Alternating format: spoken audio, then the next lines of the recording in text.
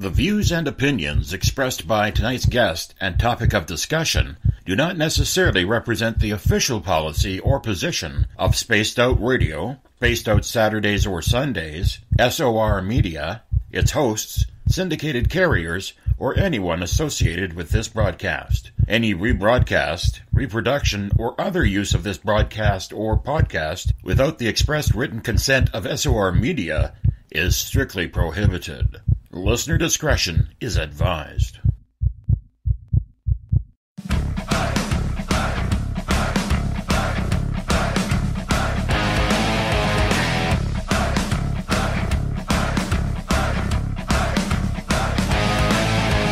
Are you experienced?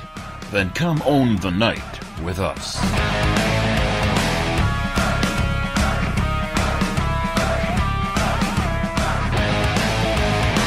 Little brother has taken control, shoveling dirt in every hole.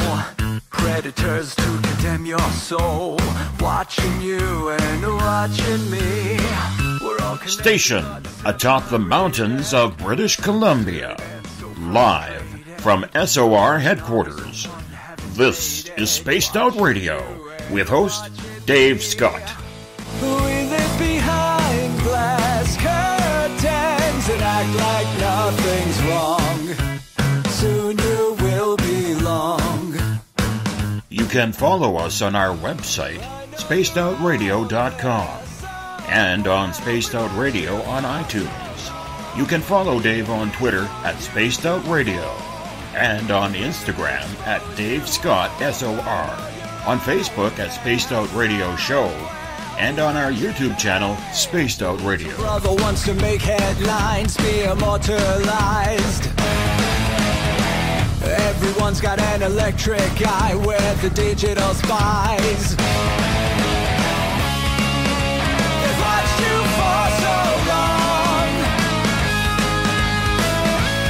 I know you're out there somewhere watching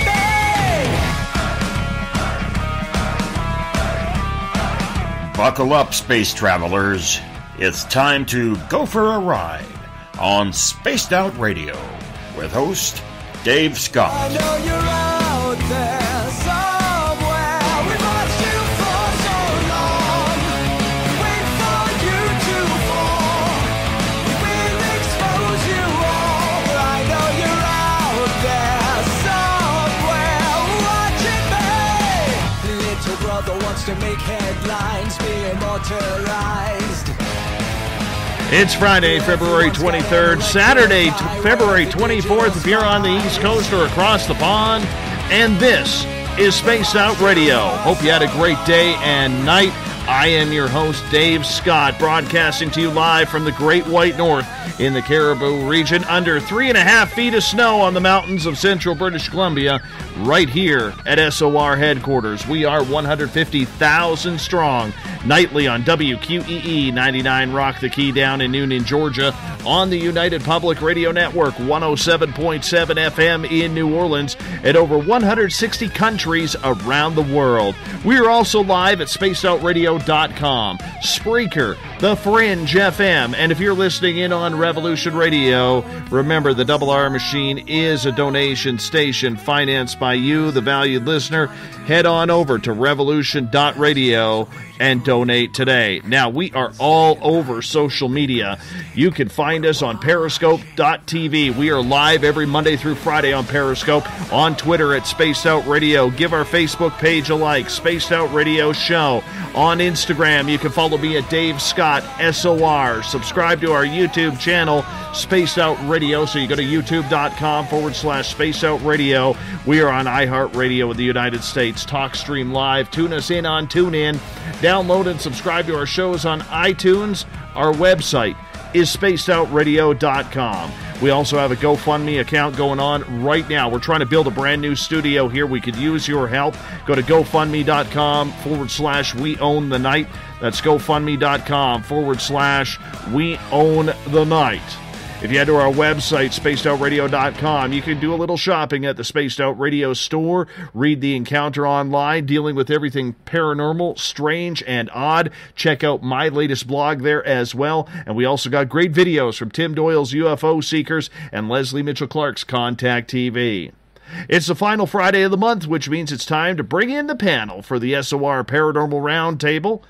Now, none of our guests know the questions we're going to ask them. They're coming in blind, so they will have to be quick-witted to come up with a response. So tonight, we got a full house. Rich Giordano from the Paranormal Code is here. Everett Thiemer, free agent extraordinaire from the Fringe FM. Elizabeth Anglin from Spaced Out Saturdays, or make that Sunday's Cosmic Passport. Joe Allgaier, he has some good stories to tell. He's got nice hair, so we invited him in just because of his mane. Eric Markham, the preacher, you know him, and the Awakening Man, Eric with a K. And, of course, yours truly is here as well. Panel, thank you so much for joining us tonight. Let's have some fun, some debate, and make sure that we all end up with nice hair at the end of the show. Well, since I don't have nice hair at the beginning of the show, I'm all for that. Well, you got a good beard that going works out good for you. You got a good beard going. Don't knock the beard. Don't knock the beard, I'm man. going to do a comeback. Exactly. So anyways, we're going to start off right off the bat. And Elizabeth, since you are our token female for the night, last night on the show, we talked about the Greada Treaty with Dr. Michael Salla. And for people who do not know or are tuning in for the first time and don't know what the Greada Treaty is, this is a treaty that was apparently and allegedly signed by President Dwight Eisenhower discussing and signing a deal with extraterrestrials, aliens for humans and animals in exchange for technology. Now, there's a lot of debate because there isn't a lot of real true evidence that this actually happened, besides very few and limited eyewitness testimonials. So the question is, did this really happen, Liz? What is your opinion on it? Long before I ever met you, I did a telepathic session with my friend, the engineer who works for the Zetans. And he said, yes, it did. It was a 50-year treaty. It ended in 97. It was 47 was the date he gave. It ended in 97. And it was more complicated than what you just said, but not much more complicated. They also had a similar treaty with USSR. And what they were basically trying to do was keep doing what they were doing without having us nuke each other. And yes, they said, well, you know, the people who made the treaty on our side were like, oh, we're going to get tech. But it was a way of them saying, we're here. We're concerned that you're going to nuke each other. We have our own interest in your planet. So we're just letting you both know that we're here. Don't attempt to nuke each other. We'll stop you if you do. But, you know, and we're going to keep doing what we're doing.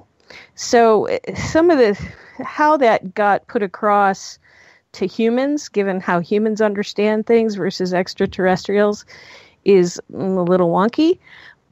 And also there were different players involved, not just the Zetans. There were some reptilians. There were some other groups involved as well. This is my understanding, given direct information that I have. In terms of what anybody else says, I don't know, but that's what I know. Now, Liz, I'm getting in trouble in the chat room right off the bat because I asked all the men how their hair is. So I'm going to ask you, how's your beard or your hair tonight? Because Shar wants to know. I washed my hair before the show. Okay. So perfect. it is long and luxurious and you know, still a little bit wet.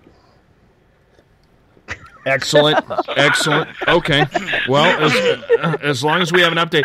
Rich Giordano, you're one of the biggest critics of rumors and theories and folklore in the field of ufology. What do you think about this? I've been back and forth on this one for years. You know, I always think that if it did happen, it would happen to keep peace because there's so many people talking about being abducted and so many UFO sightings that maybe the aliens did want to reach out. I don't know why this olive branch would need to be extended to us. They can do whatever they want. They don't have to make a treaty with us. I don't know if I buy it because of that, because they literally can do whatever they want. But if they did want to make people a little more calm and have the government involved, government tell us that this isn't happening, UFOs don't exist, we don't research them. But meanwhile, behind the scenes, we're letting them abduct us and give us their information and give us technology and anything else that they want to share. So I don't know, man. It's without knowing, without seeing any evidence for myself, I can't say it is happening, but it would make sense that it is. So I am leaning a little bit more that it probably did happen.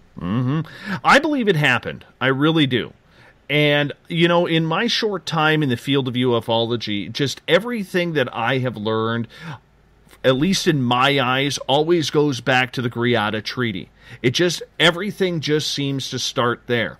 And another piece of evidence that I like to talk about in regards to this is I haven't seen anybody from the Eisenhower family critique or correct publicly Laura Eisenhower, her great-grandfather being Ike, you know, coming out and saying Laura's crazy, Laura doesn't know what she's talking about, she's being, you know, embarrassing our family by saying these things. None of them have come out to say that. None of them. Now, maybe they've criticized her behind the scenes, but you would think that at least one of those family members, because we're now in the great and great-great and maybe great-great-great grandchildren, one of them would come out and say, Laura, you're wrong. This didn't happen. Stop pushing our name through ufology mud. You know what I'm saying? Does that make sense, Everett? It does. And I can see your point. And I really want to believe that this happened, but it's such a perfect story. And one of the things that came out last night, during your discussion, was the idea that this treaty was also offered to the Nazis and to other countries. The problem I have with some of the things that were talked about last night is why help the Nazis, or the Axis powers, I guess to be more specific, and help us. Either there's some motivation that we're not seeing involved in this, or it's just too perfect of a story. It makes for a great science fiction movie. I think there are a lot of dead ends that you can go down that it never seems to pan out. But you and I had talked, was it this morning or last night, about the Eisenhowers. And that is interesting that nobody in the Eisenhower family has come out and said that this is, you know, just not true.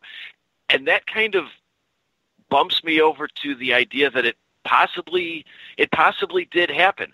But I just think we need to find out more. There needs to be something to come out a little bit more to substantiate it. Let's hear from you, Eric Markham, on this one, the preacher, as our resident scientist. Well, yeah, that's one of those persistent things that it's been part of the lore for how many, when did that first really start showing up? In the 70s? Could be. 70s, 80s? So there doesn't really seem to be anything either way other than one grainy photograph of Eisenhower shaking hands with an ET that could have been pasted together. We have a lot of people that say it did happen. That's one of those. I just think the jury's out on it. It can be, you can poo-poo it, or you can make it sound as plausible as the rain falls and hits the ground. It's just really one of those crazy ones. It is one of those. It is one of those crazy ones, preacher. But I guess the way we have to look at it is, look at the advancements in technology. I mean, in 1952, when this alleged treaty happened, okay, we hadn't even cracked Mach speed yet. All right? We hadn't cracked Mach speed until, I believe, 1956 with the Bell X-1 and Chuck Yeager flying that aircraft. And then, just 3 years after we crack the Mach barrier, finally, we're all of a sudden designing a plane in the SR-71 to fly at Mach 3.3, and its predecessor, the A-12, was actually flying in late 1959, 1960. That is an awfully quick turnaround, especially if you then add in the cameras that at 80,000 feet at that time could take a picture flying at Mach speed from 85,000 feet and take the picture of a license plate clearly. Can I ask a question here? Sure. Sure. Aren't you doing a little bit of a disservice, though, to the scientists and the technicians that worked on those different projects? Because a lot of them, you can track and trace their research and follow the developments as they've been made. It's not like they just pulled the stuff out of the blue. Yeah, absolutely you can play that. Absolutely, and that's a very valid card. Very valid card. You know, and we don't know the extent of the technology that the Germans brought over in Project Paperclip.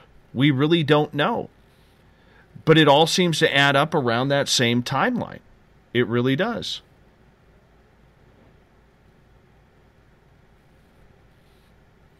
Everett? Counter? No? No.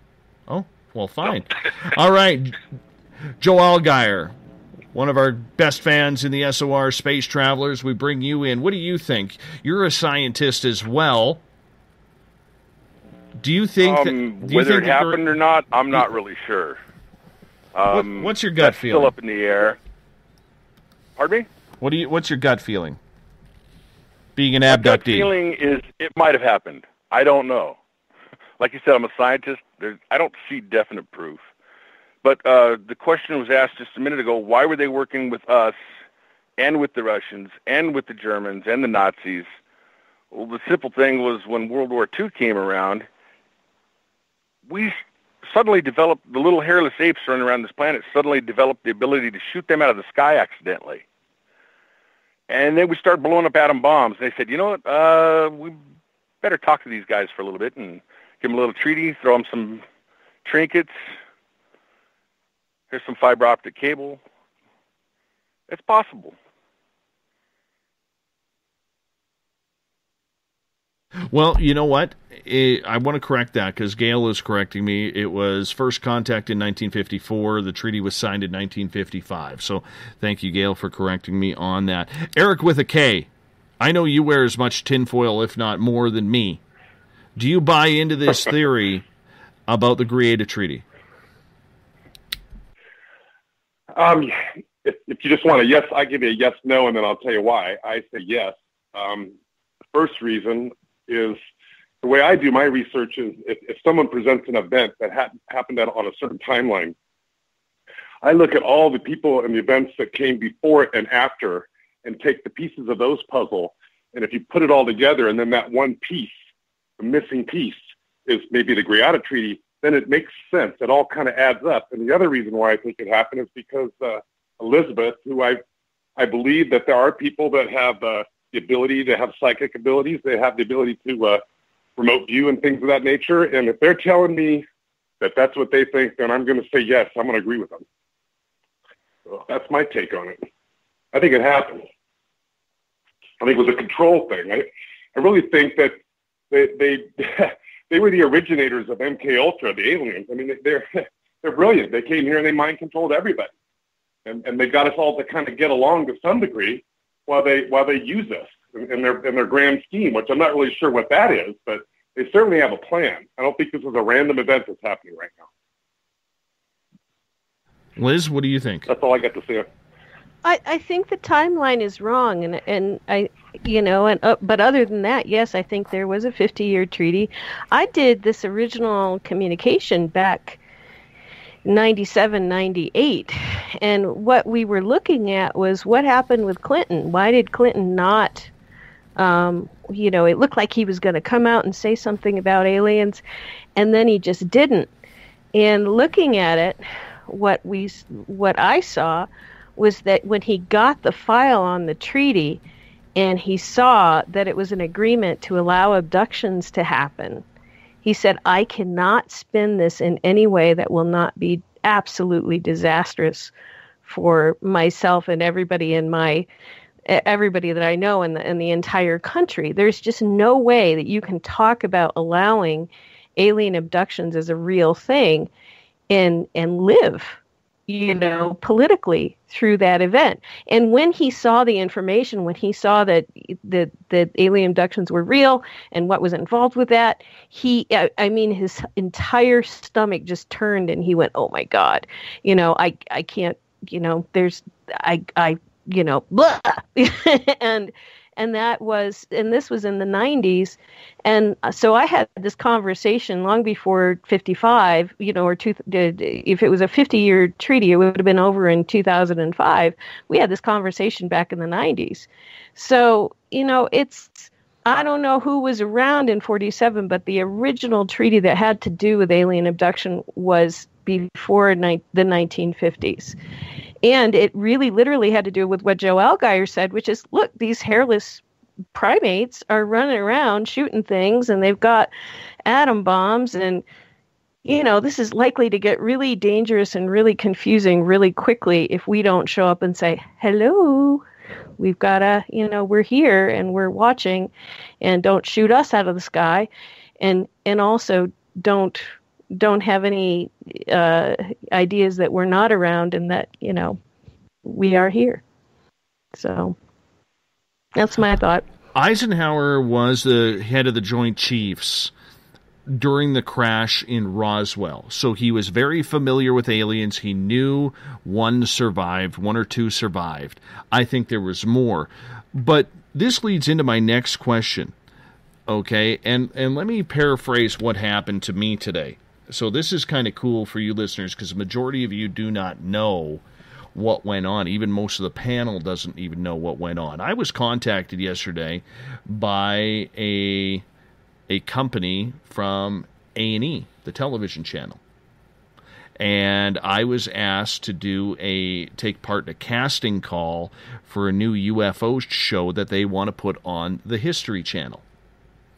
And so I did my test today on camera. I even used a little bit more Brill cream on my hair than normal. And, I think I did pretty well.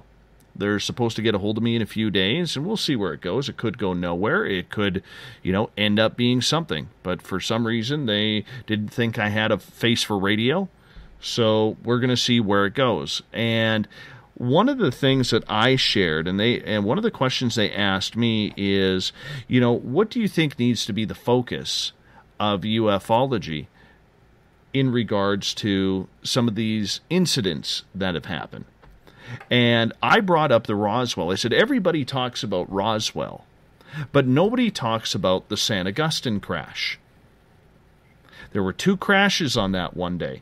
We have had Gerald Anderson, who is a eyewitness, touch the aliens. There were 2 dead aliens, 1 wounded alien, and 1 alien still alive trying to help out his buddy. All right?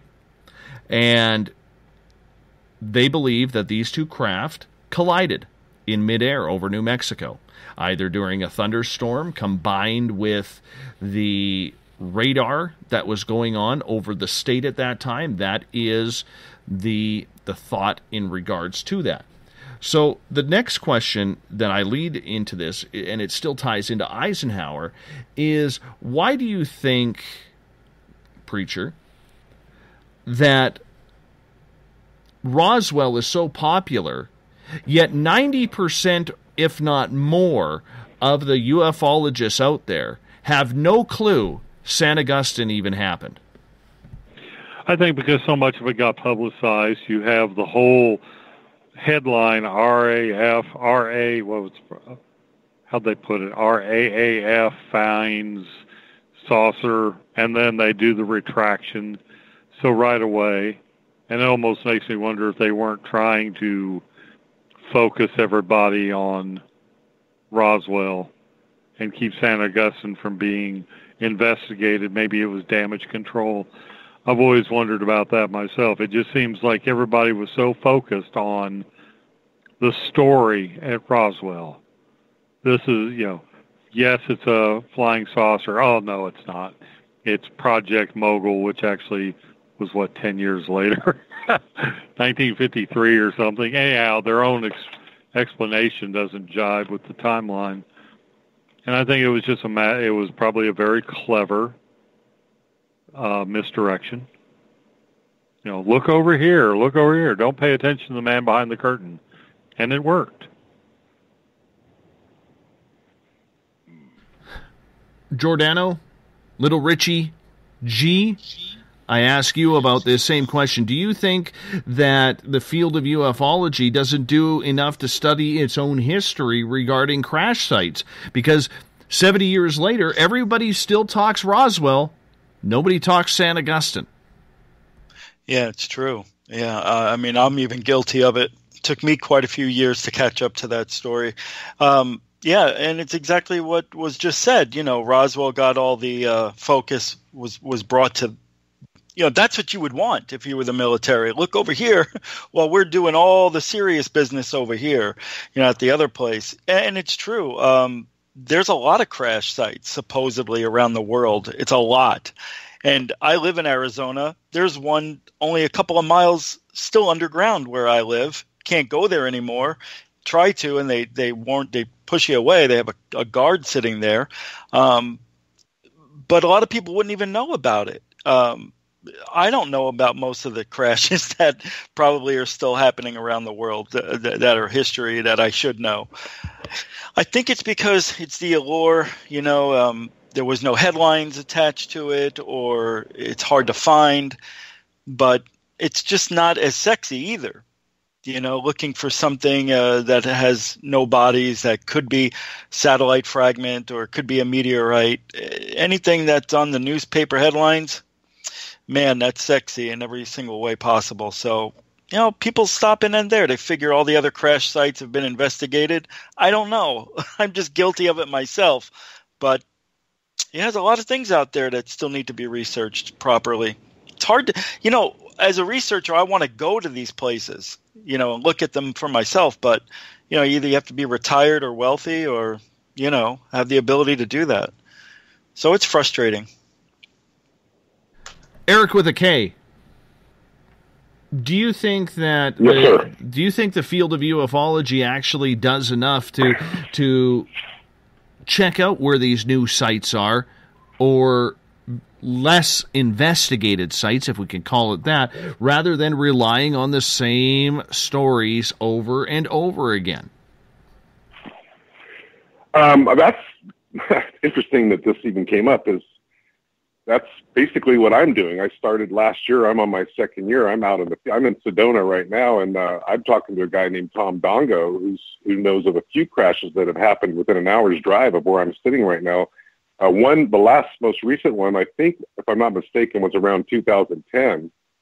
That a lot of the locals know about. That it was they knew what had happened, but it just got completely hushed up. So there are crashes still happening. And going back to your Roswell thing, I don't know which aliens lived and didn't live, but I would be willing to bet that the aliens that lived didn't come from Roswell. They came from that other crash you mentioned, and that's why they covered that up, because they didn't want people to know that we had live aliens. Could very well also be. Going forward, and the other thing that this information recently came out. Well, maybe this part isn't recent, but it was known that Nixon actually ran the UFO alien files for Eisenhower, and that Nixon was fully aware and fully briefed and knew about the communications that were going on with, I believe it was J-Rod in the Area 51 S4 area, wherever it was that they were storing him. And he recently, there was a guy that recently came out that worked for the CIA that was, he's not kind of on like a deathbed type confession. He's not actually dying right now, but he thinks he doesn't have much time left. So he came out and said that Nixon gave him some information in what he calls an ET time capsule, and he knows where the time capsule is. And there's information in that time capsule of ET knowledge that could change the world, apparently. So they're concerned that, anyway, I mean, if you do the research, most of this stuff that we're talking about, I think is most likely most of it's true to some degree or another. Maybe not as, some of it gets exaggerated a little bit because the story gets passed around and then people add their own little sauce on it to spice it up a little bit. But the root of a lot of these stories, I think there's a lot of truth in these stories. I think I rambled enough. So no, I think that's great. Joe, your thoughts on that? Well, it's simple. The Roswell incident, there was a peak in 1947. One day on the front of the newspaper, we captured a UFO. Then there was nothing until, was it the late 70s, early 80s? Stanton Friedman, I think, came out with the book, The Roswell Incident. I'm not sure if that was right, but... And that was the first time most people had even heard any kind of confirmation. There was photographs, there was eyewitnesses, there was a paper trail. All the people were still alive. They were being interviewed on TV, and everybody remembers their first. Everybody remembers Roswell. That's why it's everybody's favorite. Since then, there's been so much garbage that comes out, you can't sift through it. There's some good stories in there, but there's a lot that's... I don't believe it for a minute. Mm-hmm. That's why people are focusing on Roswell, and they kind of hold it up with a little golden star and say, yep, this happened. But I guess what I'm asking about it, though, is, Joe, is how much of a disservice are we doing when there are other crash sites that maybe still have evidence and information there that we could be going for, rather than rehashing the old stories over and over? Well, I'm sure there are people going after the stories. They're going after what's going on right now. They're trying to look for the news stories. They're trying to find the new witnesses.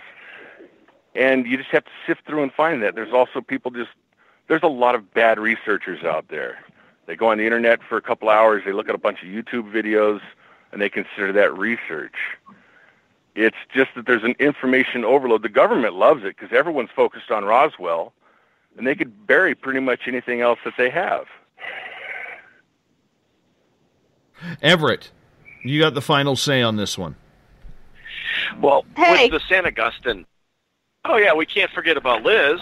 All right, I was going to start Liz off on the next question, but if she wants to fill in here, jump on in. Everett, then Liz. Okay. Well, with St. Augustine and Roswell, I think this was a case where the government actually pulled off sort of the perfect diversion, because, like others have said on the panel, while everybody was focused on Roswell, we've basically lost 50 years or 60 years of research on something that was completely ignored.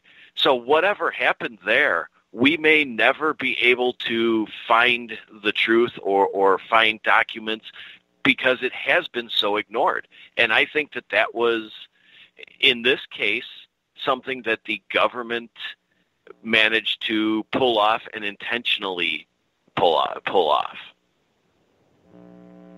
Liz, you get the final say on this one. There are so many ships laying around that are actually in relatively good condition, except for a few broken pieces. And we had somebody here. I went through Nara Vista, San Juan, New Mexico, which is eastern New Mexico. And I was driving up to get a horse in Minnesota, and all of a sudden I got a big hello from a ship. And this was in 2007. And I went, holy crap, there is a big freaking ship out there. And I got a picture of where it was under the earth and everything like that. Come to find out, a local guy here actually went out and looked for it and found it and got into all sorts of trouble in the process. There's also one on Isleta Pueblo. And, there are so many other things going on that if you only concentrate on Roswell, or if you only concentrate on Aztec, you are completely missing the point. that there are other things going on, there are other things to study, and there are other ways to study them.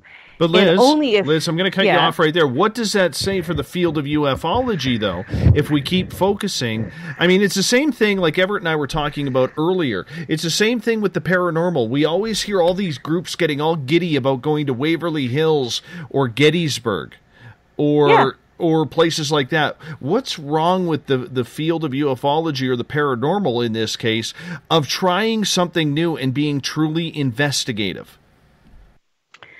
What's wrong, I think it comes down to, it's still really scary. If you've ever gone after something and you think it might actually be active and alive, you've got to overcome your fear on the way out there. You've got to overcome other things, which is, do I have enough money? This is all a fool's errand.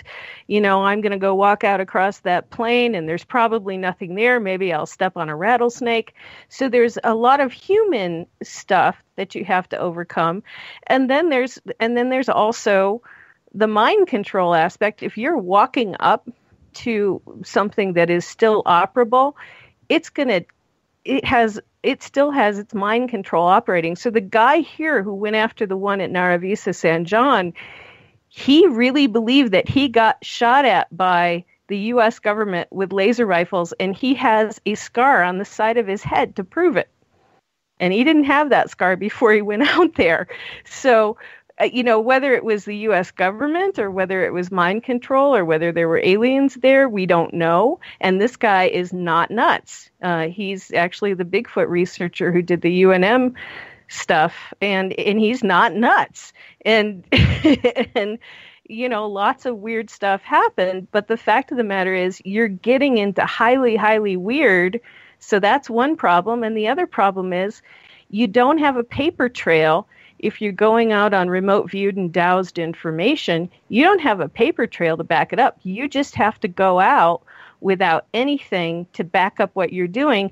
So you can't really sell it unless you come back with an operable ship that has a dead alien in it, which is going to be proof. This is the thing that you want to have as proof, but you don't have a way to sell it and a way to get money for it, or a way to sell it to a TV show until you actually come back with it.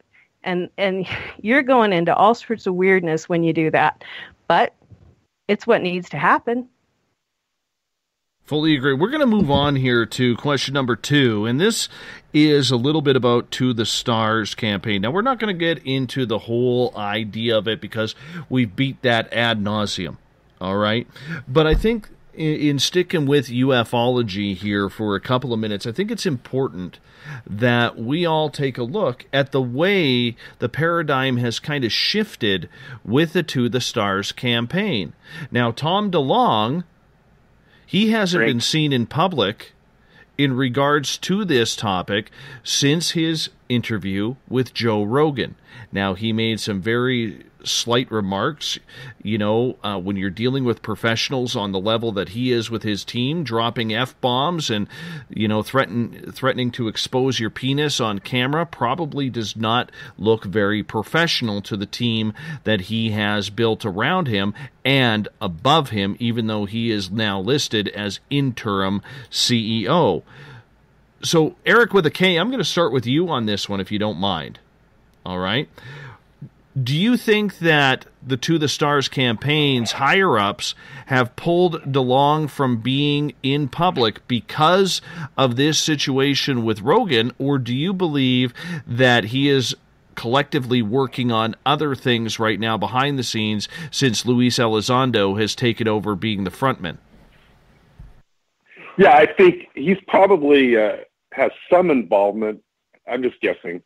I think that he has, because he did I believe he made a very horrible faux pas in his behavior on the show with Rogan, and I think that scared his handlers. I'm just going to call them what they are. I think they're his handlers, whether he knows it or not. That's what I think they are.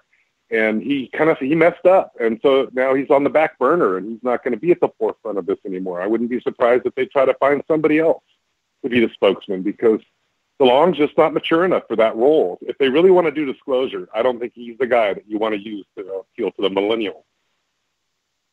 That's my hardcore take on that. I'm going to stick with you for a second, Eric, with the K, because watching Periscope has asked a question. Do you think Rogan believed DeLong in the interview?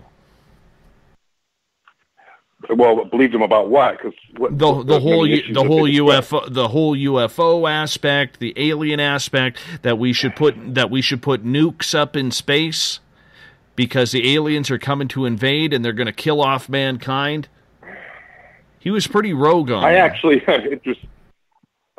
just by coincidence, I have a good friend that's in Texas that actually is close friends with Rogan, and we talked about this for about 5 hours yesterday. So this is very strange that this is even coming up.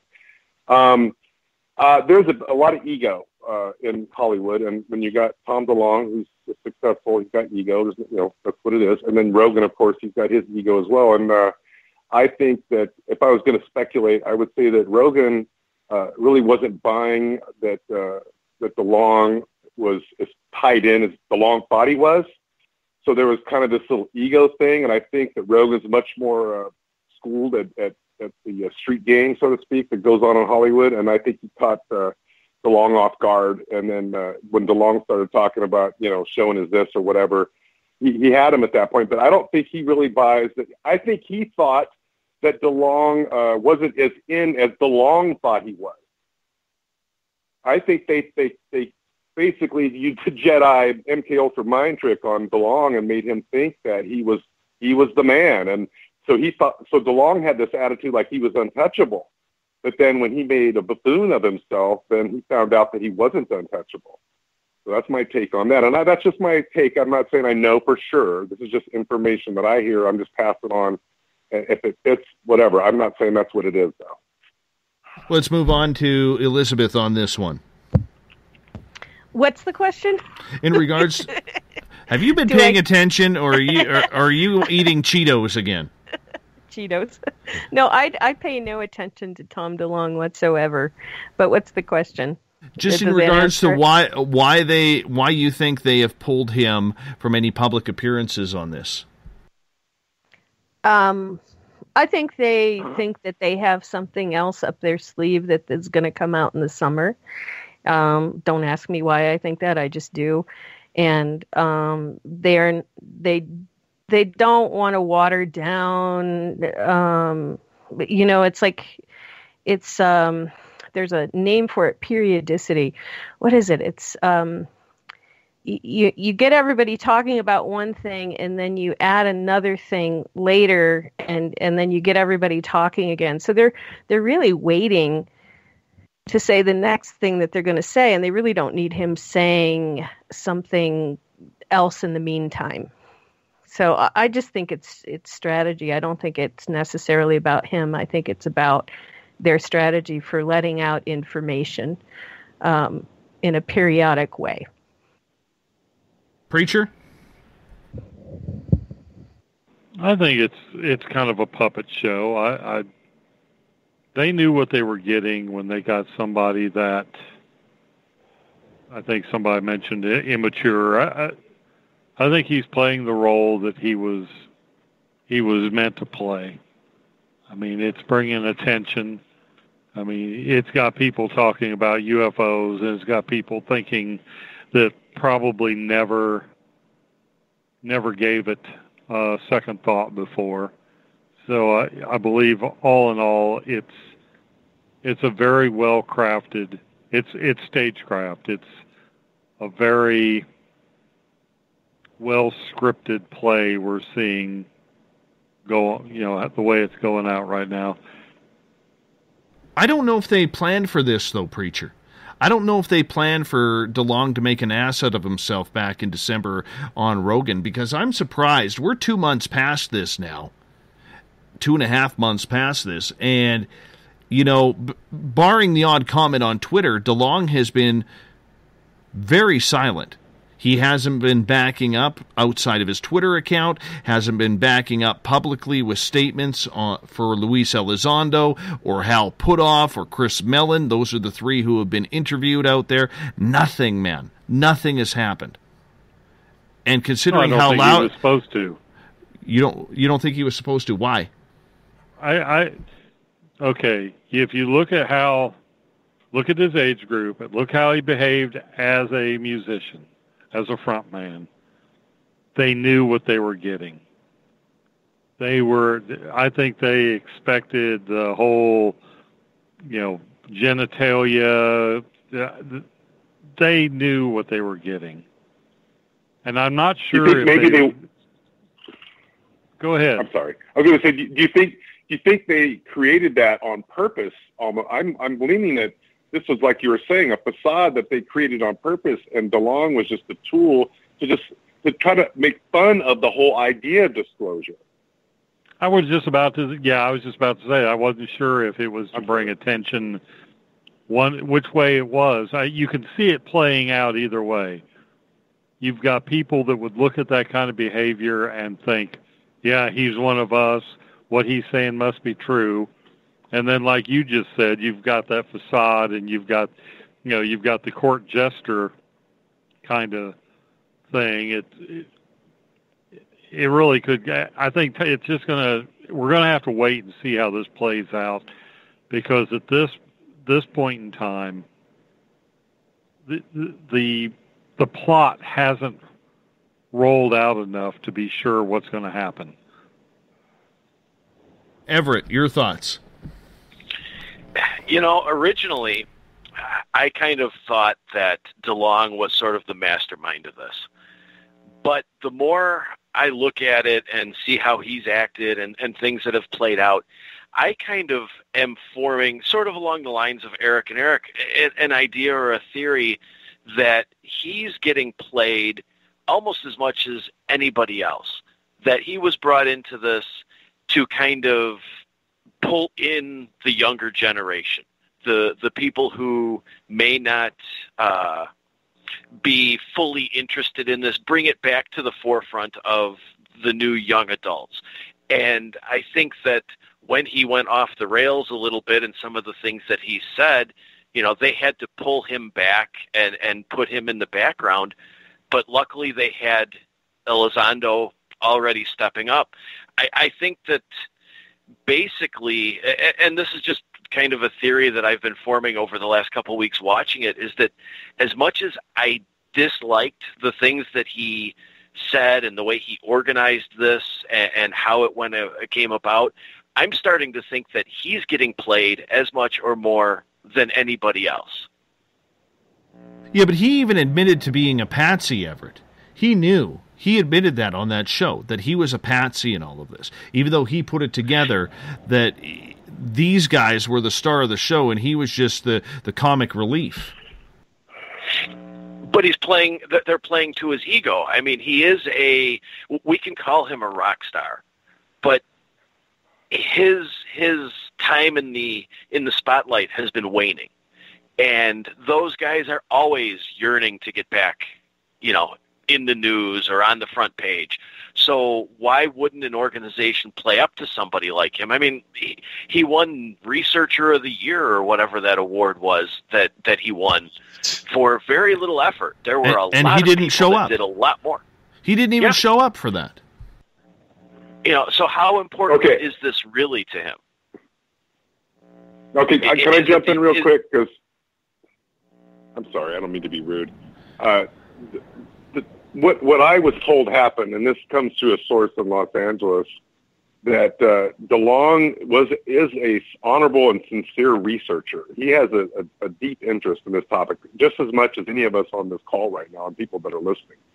And he was that guy that Dave just talked about. We need more new researchers. These old timers that are on the circuit doing these UFO conferences, they're wonderful, beautiful people. They're very wise. They have great stories, but they don't have the new information because they're, quite frankly, when you get in your 50s and your 60s and your 70s, you just don't have the energy to get out there and research. But there is a new generation of researchers that are out there that are trying to find this information. But let me just tell you, on my own personal experience, it's not a fantasy world. If you find certain information and then you start talking about it, you will get targeted. That's happened to me.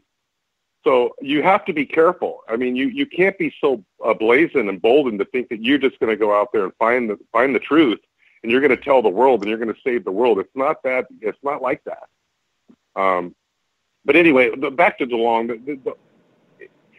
I guess what I'm trying to say is it is going to play out. They did make a mistake. I think they weren't planning on DeLong screwing up, but it's all about illusion and delusion. To me, I think that they don't really want us to know what's happening. They're going to just make us think that we know. They're going to give us little bits and pieces. Go ahead. Do you almost wonder if it wasn't he saw this as a way to get relevance again, and it kind of got away from him? That maybe he's getting played beyond what he thought he would get played. I don't know if people know this story, but he and I think it was a buddy of his did camp out there near Area 51. And I don't know if the listeners have heard this story, but he had an experience out there, and I believe he had some evidence, and I think he went at that point with that experience, that evidence, and they realized that what he was telling them was true and real. So they figured, okay, well, it'd be better that we bring him into the fold than just ignore him and try to debunk him, because he was committed to finding the truth.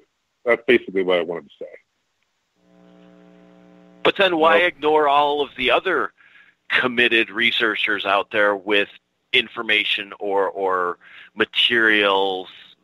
Why just him? Some of the other researchers are reasonably famous or well known. Why go after or why recruit DeLong? I think a lot of you is the bigger picture. Let's let Rich get the whole thing is smoking. Yeah, I'll shut up. Go ahead. Yeah, let's let Rich get a comment in here. Yeah, I'll try to be brief. I'm not going to do much repeating because I agree with most of everything that's being said here. But from the beginning, first of all, let's say, what research did Tom DeLong bring to ufology before he came out with this To the Stars thing? Nothing. I don't know of anything. I barely even knew the guy other than Blink 182. So it doesn't make sense that he would be named Researcher of the Year. It's a slap in the face to me and to other people who've had experiences and done real research. I don't find Tom DeLong to be a UFO researcher. I don't find Tom DeLong to be credible. And I feel that many of you feel the same way. Now, what he's done is come up with a way to get money and be the front man that he hasn't been for the last few years, which is kind of repeating what everybody's been saying. And he is a man body in a child's mind, or child in a man's body. I don't know, however you want to say it, but he's a very immature person. They knew what they were getting. This is a guy who gets naked on stage. This is a guy who is just whacked out crazy when he's on stage. So they knew that personality would come out. They had to have known. It doesn't make sense for him to be on stage announcing To the Stars. To me, it didn't make sense, and I don't know if it was planned that way. I don't know how he got in with this team of people and how he got credible overnight. To me, it makes no sense. So if it doesn't make sense, then something's not true.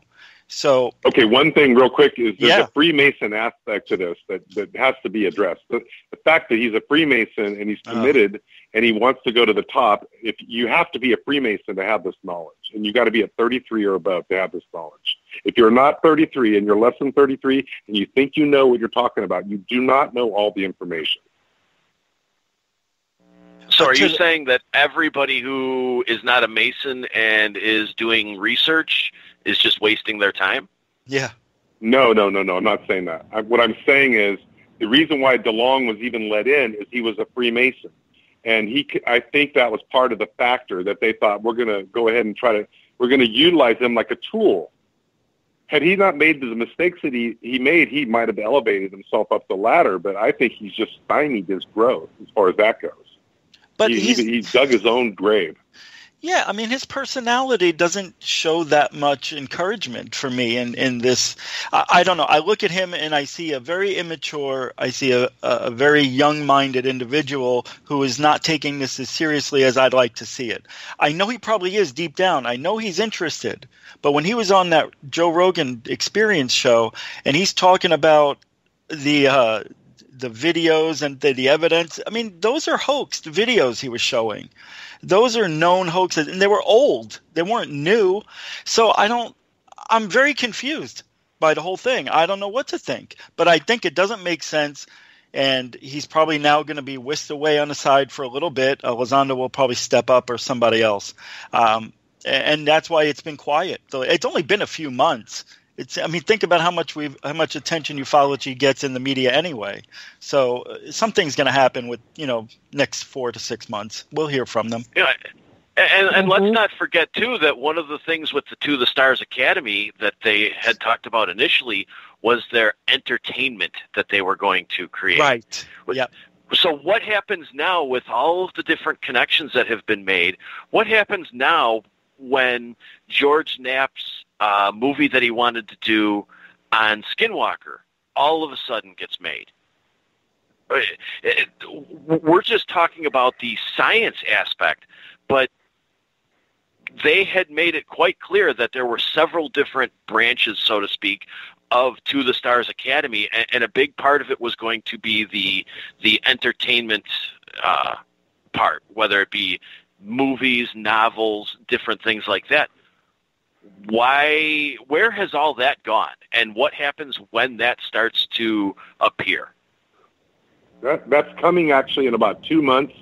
Jeremy Corbell has finished the film that he researched with Knapp at the Skinwalker Ranch, and he announced that that's coming out this summer.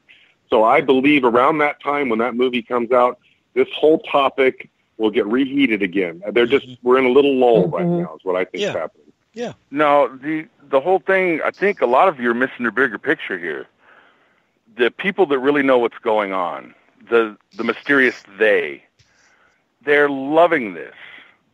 Every one of you, for the past 2-3 months, have been focused completely on DeLong and Joe Rogan and what kind of guys they are and whether the To the Stars Academy is doing this and where the money is going. And it's like smoke and mirrors. They've got everybody looking at the right hand, and nobody at all is looking over what the left hand is doing. Well, you know what, Joe? I'm going to get 20 minutes. Joe, I got to get you. I got to get you to hold on because we're going to go to break. I want you to carry it on because I want to know. I want to know what's in the left hand. I want to know what's in the left hand. So remember right there. We got the SOR Paranormal Round Table going on right now on Spaced Out Radio. We got 2 hours left. 1 hour is down. We'll be back for hour number 2 with the panel right after this. Find your escape where time has no limits. It's about living today and cherishing the heritage of yesterday. A spirit of adventure for what is new, with the nostalgia of the past. Your timepiece is a reflection of who you are. Life surrounded by beauty from the world around us to the soul within. EscapeWatches.com. There is no time like the present to enjoy your escape. Use promo code SMF2017 for your 20% discount today. Lorian Fenton here, SOR listeners. Join me at UFOCon 2018 in South San Francisco, California, March 23rd through 25th, where 14 presenters discuss all things disclosure, UFOs, and aliens. Stephen Bassett, Grant Cameron, and Melinda Leslie address disclosure. Preston Dennett will present Inside UFOs. Your Dave Scott and Lynn Buchanan tell of amazing alien contact. Get tickets at caufocon.com. The freedom to post what you want, when you want. That's the social media freedom you need. Social Media Freedom is the free app in your app store. No need to worry about going to jail or being shadow banned any longer. It's the freedom to say what you feel. The freedom to know Big Brother isn't watching. It's the way social media is supposed to be. Social Media Freedom. It's time to set yourself free. Download from your app store today. Coming September 28th to the 30th, it's our first annual Caribou Paracon, put on by Spaced Out Radio and the Canadian Society of Questers. 3 days of paranormal, supernatural, and spiritual knowledge in the beautiful 108 Mile Ranch, British Columbia. Tickets are $150 Canadian for the event, being held at the Spruce Hills Resort and Spa. Come watch our featured speaker, Grant Cameron, along with Lorian Fenton, David Weatherly, Ross Allison, and more. The Caribou Paracon, celebrating everything paranormal. Hey Space Travelers, it's Joe Roop, your host of Spaced Out Saturdays. Come join me as we explore the realms of the paranormal, the esoteric, and everything in between every Saturday night at 9 p.m. Pacific, midnight Eastern. You know the truth is out there. Don't get caught sleepwalking. Come join Spaced Out Saturdays. That's every Saturday night, 9 p.m. Pacific, midnight Eastern, right here on spacedoutradio.com. Psychic Sundays, spiritual communication, ET contact, Sasquatch in your backyard. We will have it all on Cosmic Passport with me, Elizabeth Anglin. Each Sunday, starting at 9 p.m. Pacific, midnight Eastern, at spacedoutradio.com, I will take you on a journey of enlightenment. The goal is learning from the soul on out. We'd love it if you joined our experience. Cosmic Passport, heard Sundays at spacedoutradio.com. 365 days a year, we're in the field, investigating UFO sightings, talking to alien abductees, and visiting secret military locations like Area 51. We're UFO Seekers, official partner of Spaced Out Radio. Follow our daily search for the truth at ufoseekers.com or like us on social media. Catch us on Spaced Out Radio every third Monday of the month as we discuss Area 51, UFOs, and more. And also, don't forget to subscribe to us on YouTube.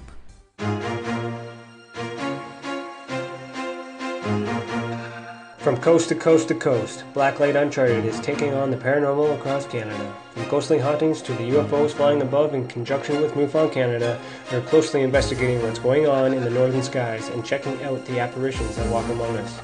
Check out our videos right here at spacedoutradio.com. We want to know your thoughts, we want to hear your experiences, and we want you to share your stories. The answers are out there, and we intend to find them. It's paranormal news at its finest. Welcome to The Encounter. At spacedoutradio.com, The Encounter online is SOR's trusted news source for everything weird and strange going on around the world. This is news editor Eric Markham. Our team of journalists are scouring the planet for those strange stories that rarely make the mainstream. No fear-mongering or fake news here.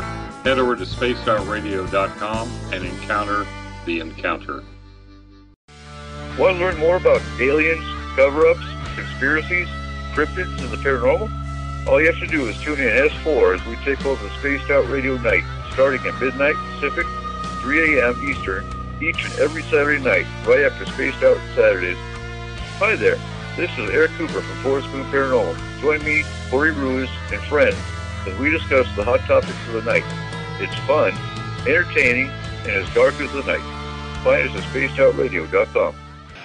Are you interested in advertising on Spaced Out Radio? Head to our website at spacedoutradio.com and click on our advertising tab.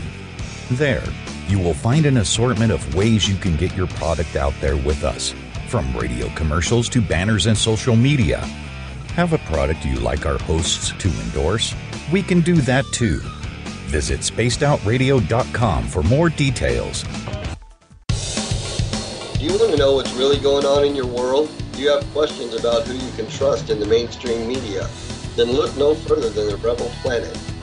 Come get the straight answers right here at spacedoutradio.com. Join me, Jamie Sexton, creator of Rebel Planet News, as I fill you in on the stories behind the stories.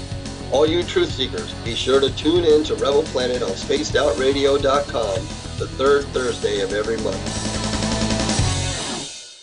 Hey, this is Canadian paranormal investigator Mike Moore.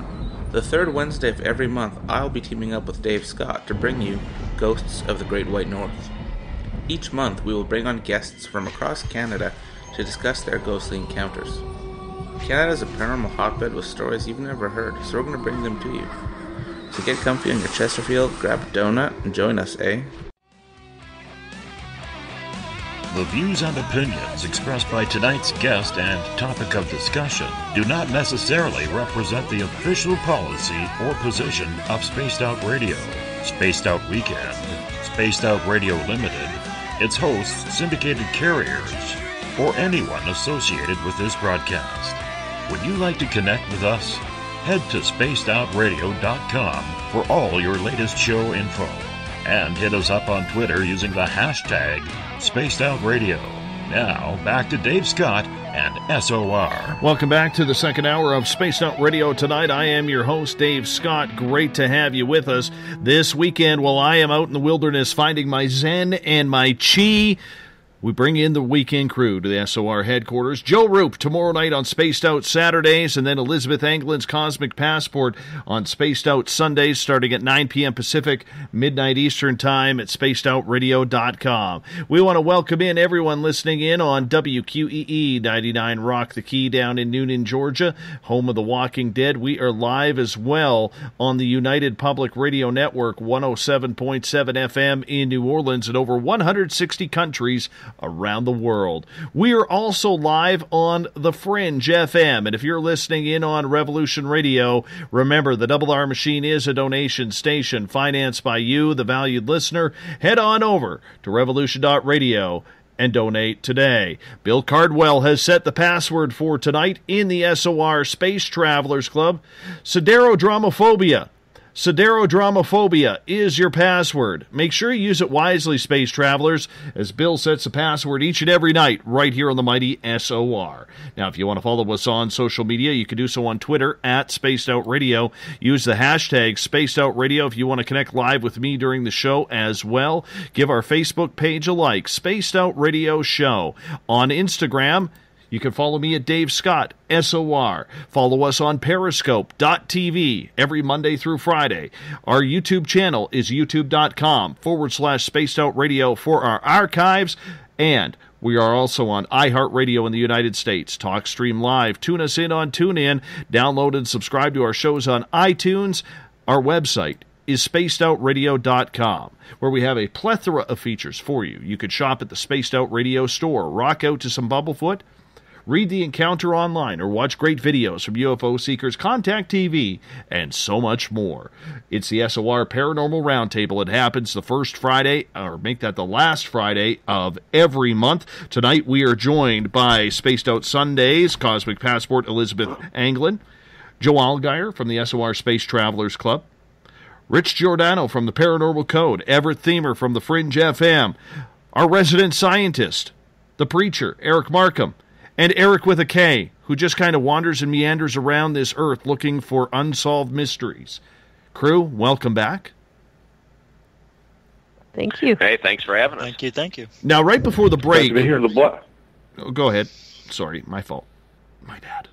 Well, I just want to make a quick plug for Dave. I'm kind of new. All you guys, this is my first time being a part of any kind of roundtable, and I've been listening to all you guys speak for a long time on Dave's show, and I just want to say sincerely that I respect all of you, and I know you all have knowledge and information that helps with disclosure. I'm honored to be a part of this, and as a researcher, I don't just research stories and information. I research people, and I just want to say that Dave is good people, and I think he's what he's doing is cutting edge, and I'm happy to be a part of it. Well, I appreciate that. Your Jimmy John's pizza certificate is coming in the mail right now. Right there. There you go. All right. Now, right before the break, Joe, you were talking about, what's in the right hand, what's in the left. That the public is seeing what's in the left hand, but what's in the right hand? No, I was saying everybody's looking at the right hand. Think about it. For the past 40 years, what are the big stories? Right now it's DeLong and To the Stars, and we're talking at the break.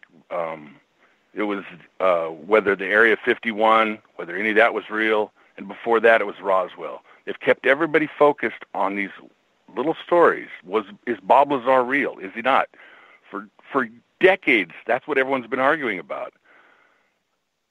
Oh, meanwhile, over here in the left hand, that's what's really going on. That's where the evidence is, and nobody's finding it. Everybody's focused on the story of the day, or the decade, as it may be. Joe, if I can ask, I think they've got us fooled.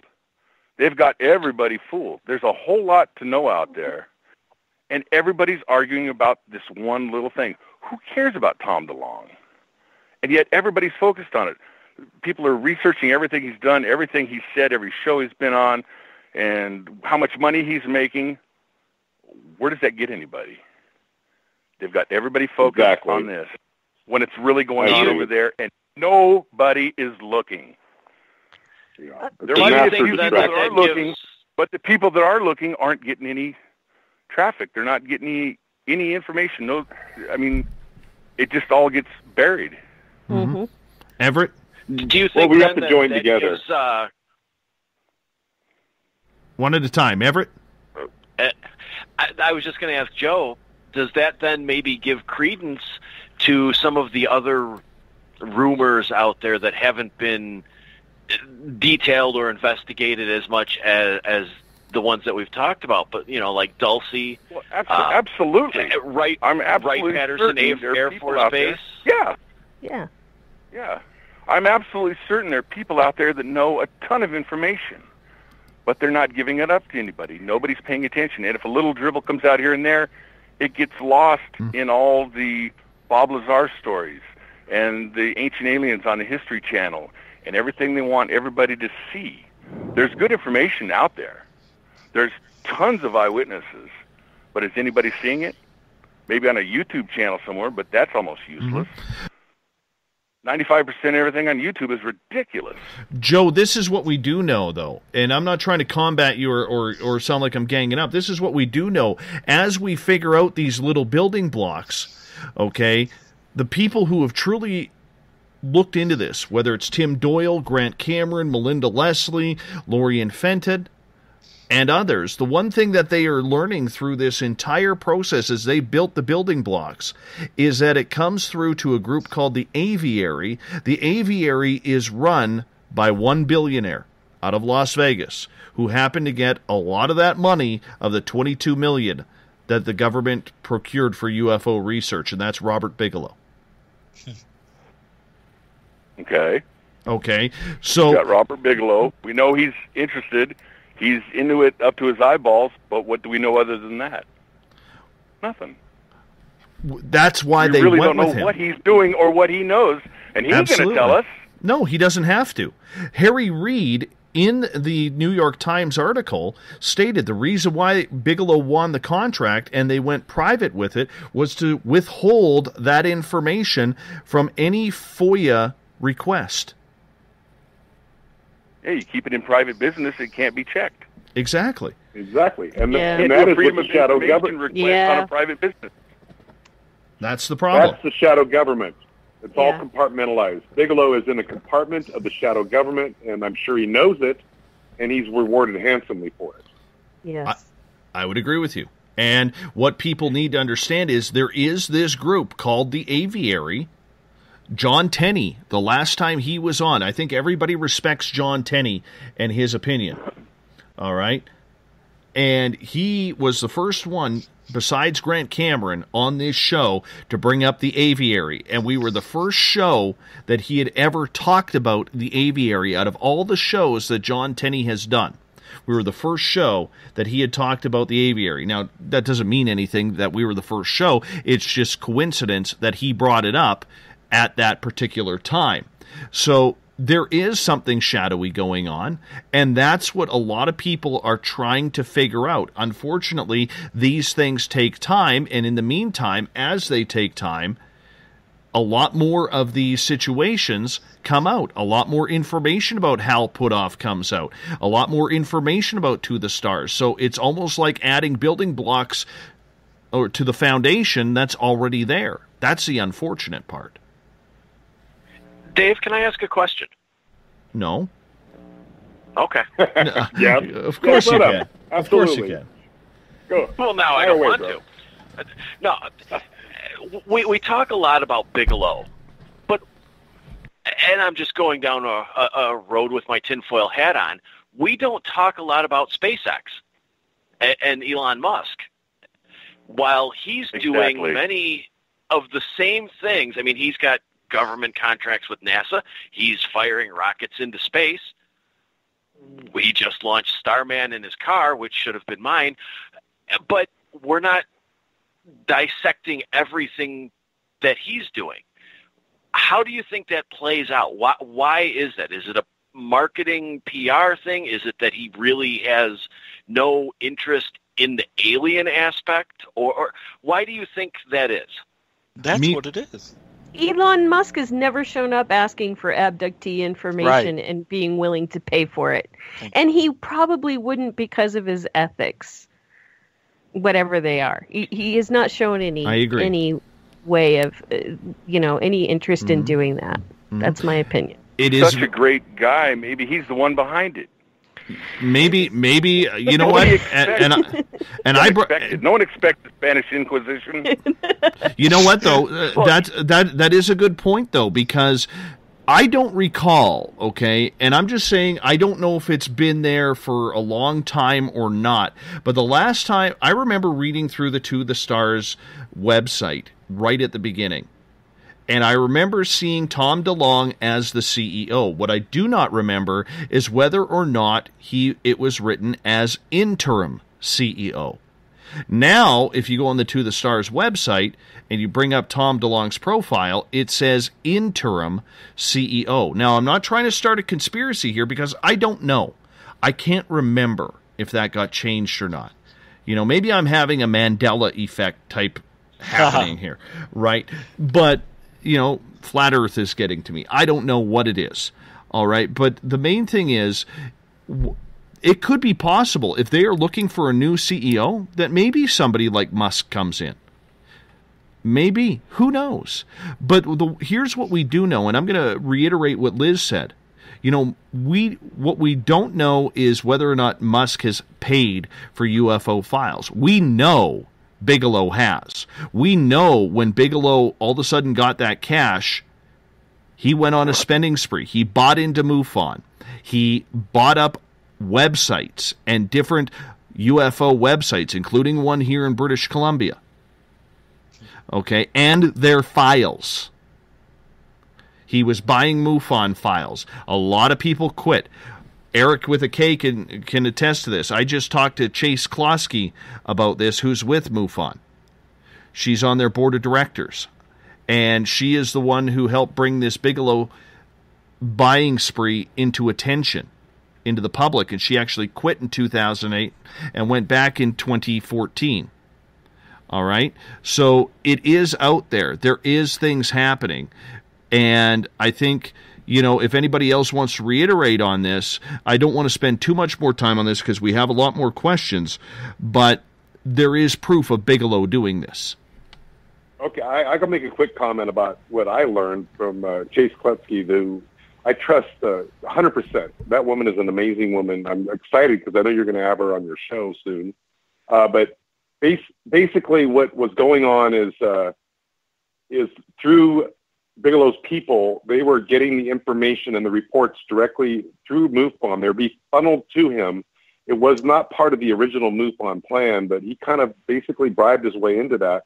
Was getting the information. Now, you were wondering, why are these other crash sites that are happening? If it's Roswell, how is it that we're not able to find out about these? Well, they've got a satellite system, and what would happen is that Bigelow would get the reports as people through their satellite systems. They would know instantly, within less than a minute, if there was a crash site based on reports and satellite information.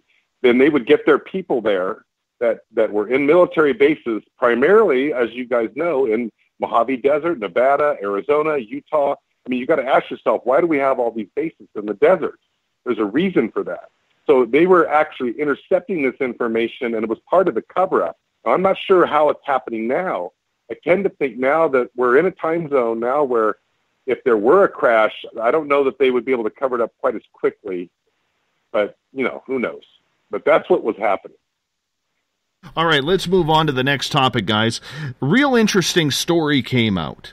Okay, it's been all over the media. I'm not sure if you've heard it. That apparently a time traveler named Noah has come back from the year 2030, and allegedly he has passed a lie detector test to say that he is whom he is. And some of the things that he predicted that happen in the future include a second term for Donald Trump. Humans will arrive on Mars in 2028, and time travel will become commonplace here on Earth, maybe even in our lifetimes. All right? There are a few other predictions. He says the next... he has posted videos on YouTube. Okay, so you do have the ability to go and view those if you type in Noah Time Traveler. He says Bitcoin is going to become increasingly popular once again. He says the Google Glass-style robotics will spread across the globe. There will be more AI happening.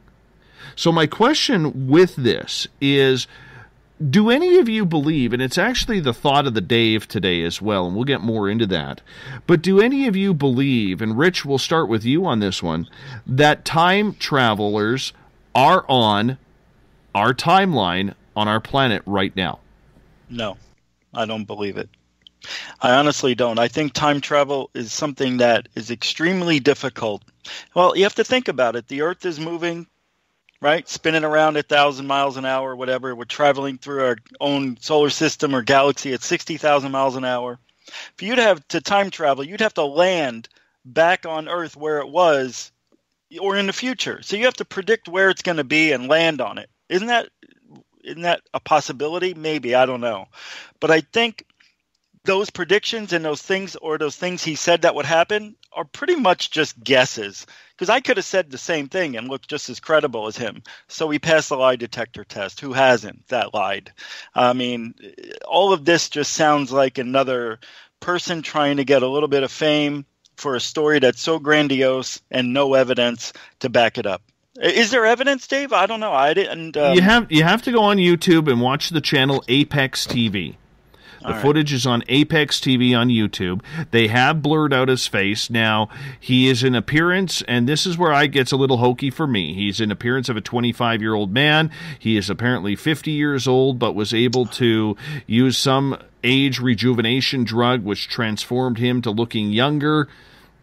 He is attracted to the skepticism of this all, and he also has predicted that the next president after Donald Trump, if my computer would act properly here, would be, where is it here? Oprah? No. In 2028 or sometime like that. Where is it? I just had it here. Damn it. Where the hell did it go? Ilana... Scott Bio? No, it's not going to be Scott Bio. I know you would vote for Scott Bio. No, I wouldn't. You're a big Charles in Charge fan. You mean Scott Baio? Whatever. Yeah. Oh, okay. I thought There's there was the fan. He knows how to say it. I grew up with Chachi.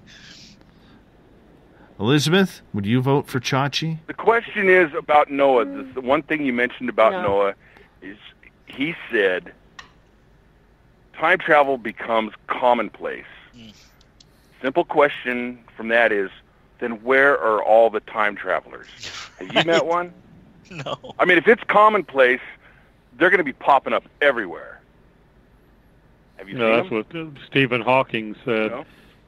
Problem is, if time travel becomes commonplace, we essentially become a people without a history. There or will maybe be no people history, continuity. and that's why we get the Mandela effect. But it would be, I think if there are time travelers, that there's got to be some kind of a safety catch or something that keeps them from being able to screw things up too badly. That's why it doesn't happen.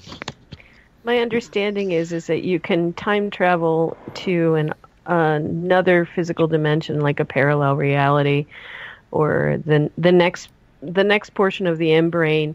You'll end up in a different time. You can end up in a different time zone over there, but you can end up in a different time zone here.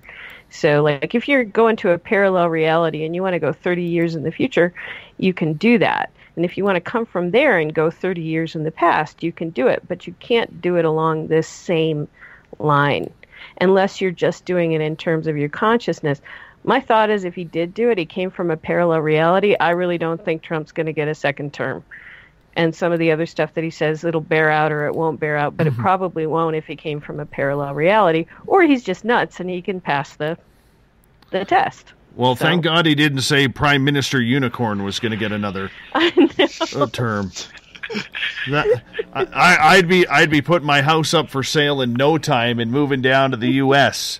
or anywhere away from Prime Minister Unicorn.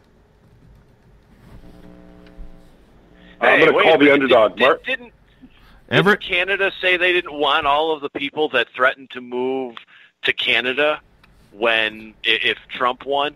Right. Didn't Canada No. say that, No, maybe, we invite maybe- everybody in. We're nice that way. Oh, We're nice that way. sure. Now you are, because you might want to move here. Well, eventually, fingers crossed, there will be a studio in Las Vegas one way or another. One way or another. That is my dream. And I will not give up I'll that pay dream. half. That's I'll pay half with you if you want to split that deal. Well, we got to talk about that off the air. I don't do business on the air. But let's get to you. Well, San Francisco. Everett, let's get to you here for a second. Do you believe there are time travelers on our planet right now? Not really. I don't. I think this guy, it's not that hard to pass a lie detector test if you have some certain mental health conditions. We'll put it delicately. My question would be, would this be even news if he didn't pass it? Because the claims that he's making aren't really anything that difficult to make. Anybody can guess that Trump may or may not win a second term. It's easy to say that time travel will be quite common in the future because we'll never exactly know when it occurs. I mean, I don't see it. I think that this is a guy who, whether or not, I don't know who administered his lie detector test. You don't happen to know that, do you? No, it doesn't say. I mean, I'll be honest with you. It looks fake. It looks fake. If it's not a court-certified polygraph administrator, to me, it really means nothing at all. And the claims he's making, anybody could make and have a 50-50 shot at being right. So to me, it's just a guy out there grabbing his 15 minutes of fame, maybe make a few bucks off of some YouTube views. Okay, but take this guy aside. Okay, take this guy right out of the picture. And Eric with a K, I'm going to get your opinion. Do you think there is a possibility that we have time travelers here on Earth?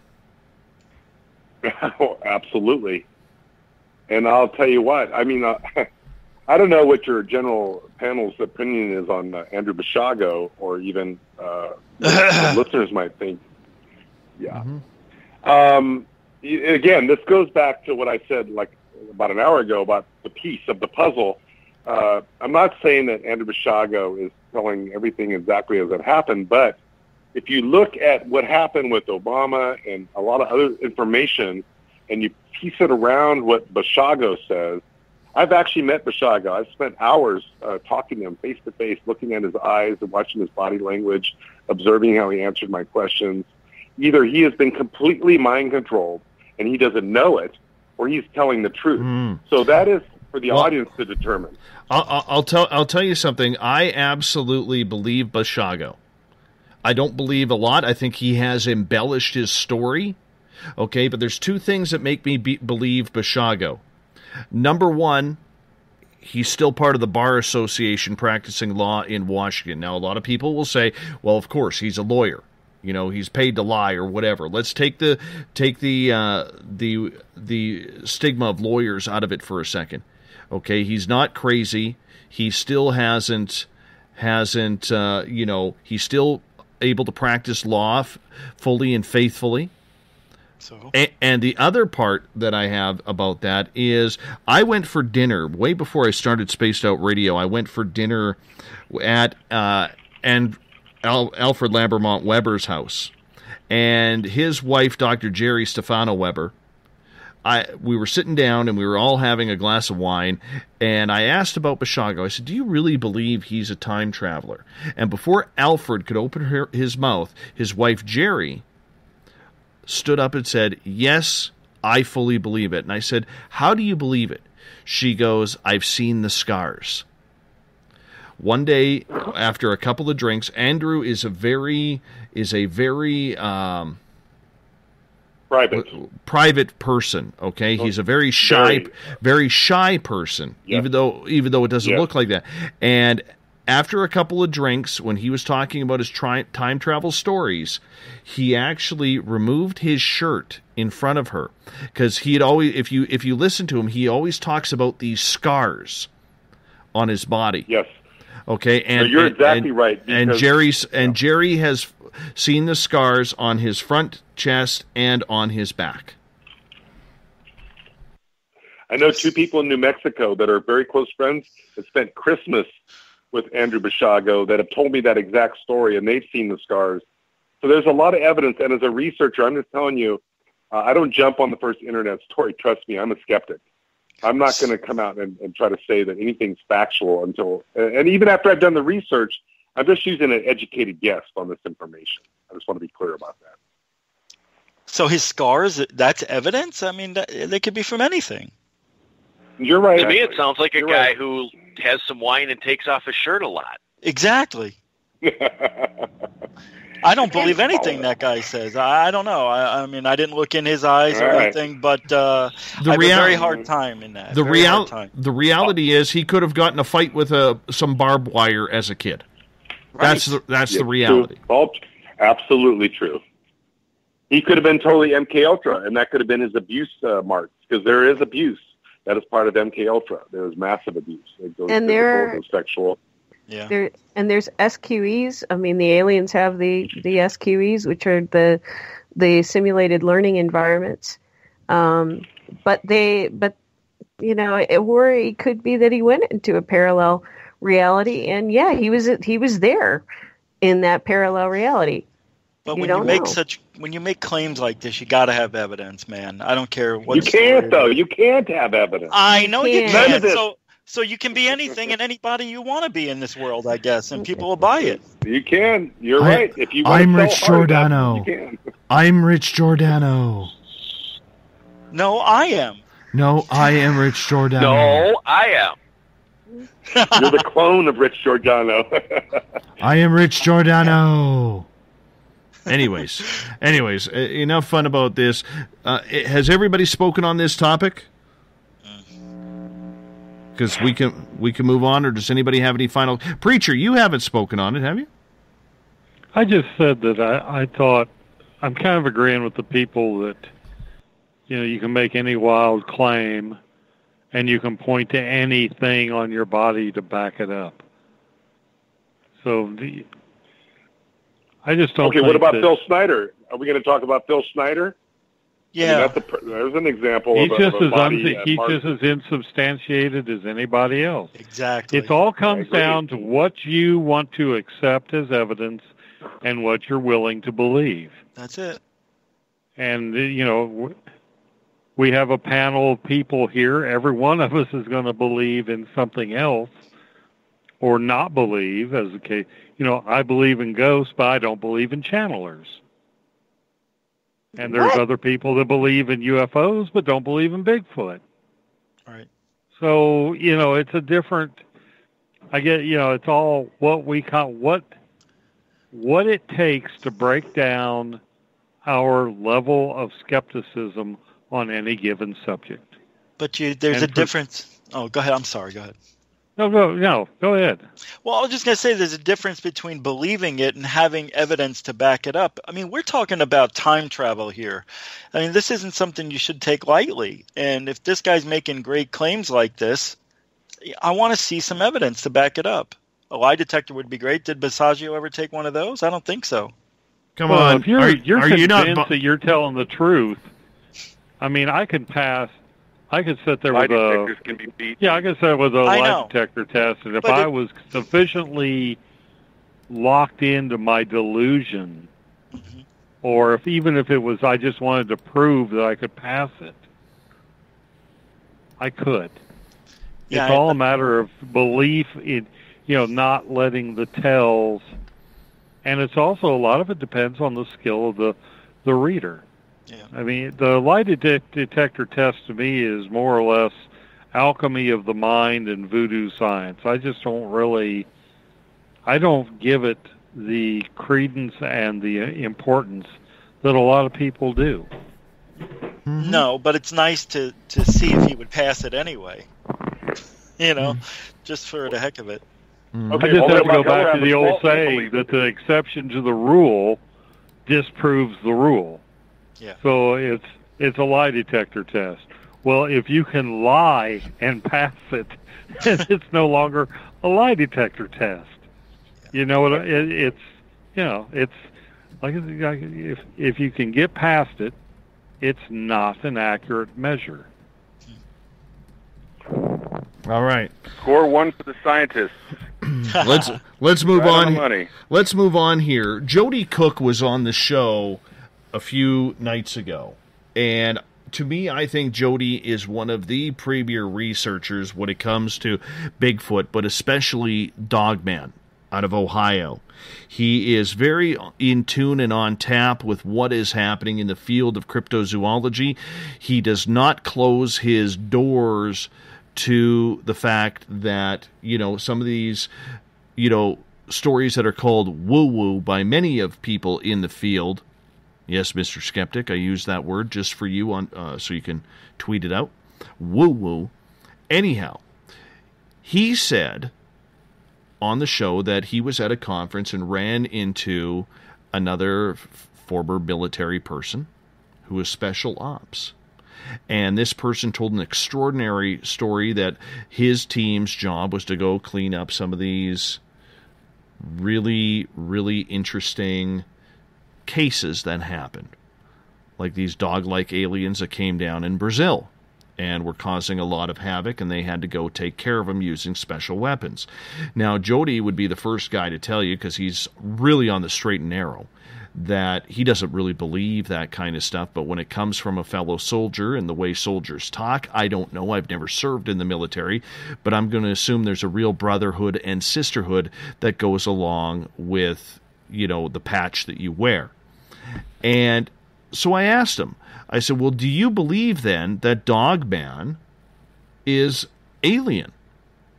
And he is actually leaning towards that because of the aggressive nature, because of the way this creature acts, the way it disappears. Plus, he has heard other stories in the Wisconsin, Ohio, Michigan area, along with going into central Canada, that there are special teams out there going to hunt these things down. And he has talked to eyewitnesses who've seen bodies coming out of the forest. So my question, and we'll start with you, Joe, on this one. Do you believe that Dogman could be of alien descent? It's possible. I mean, as far as Dogman goes, I'm one of those people, I don't know. I've never seen it. It seems to be back in Michigan, Ohio, Pennsylvania, that area. If the thing does exist, and there's a lot of eyewitnesses that claim it's there, I can't call them all liars. If the thing exists out in the woods, of course the government would be out trying to take these things out and keep it quiet. Send in teams, bring out a body. They don't want anybody to know. That'd be terrifying for people. No one would go to the woods. And then there'd be all the people saying that Dogman has rights and you can't shoot them and they're an endangered species and you can't log and it would affect economies. The government just wants to keep it all quiet. That's if they exist. I don't know. It's possible. Preacher, do you believe Dogman exists, and could it be an extraterrestrial species? I think if it exists, it probably is an extraterrestrial species or some kind of military experiment that got out. I'm not convinced about it. I mean, this is supposedly a very aggressive species, and it inhabits rural Michigan and rural Wisconsin. And, I mean, good God, people, I spent all my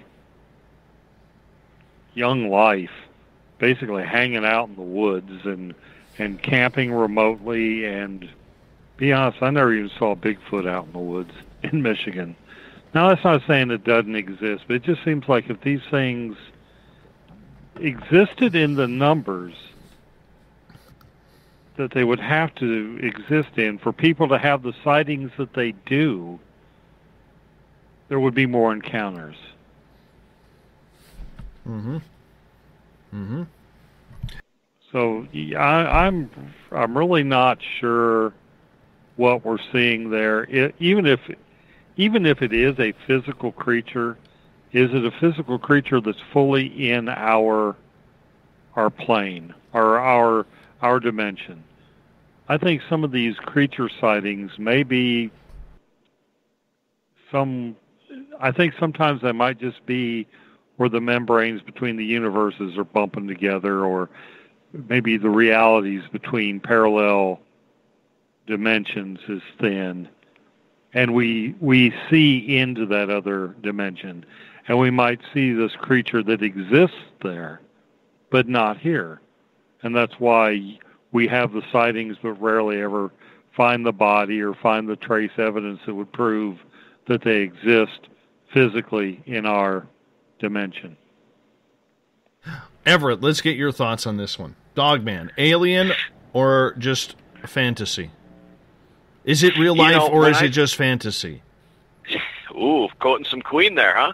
Always. When I first started looking into cryptids, I was very much in the camp of, if something exists, it's physical here, it's something we're going to find, but we're going to find it in the jungles of Cambodia. We're not going to find it, in the suburbs of any town here in North America. It's going to be out in the middle of nowhere.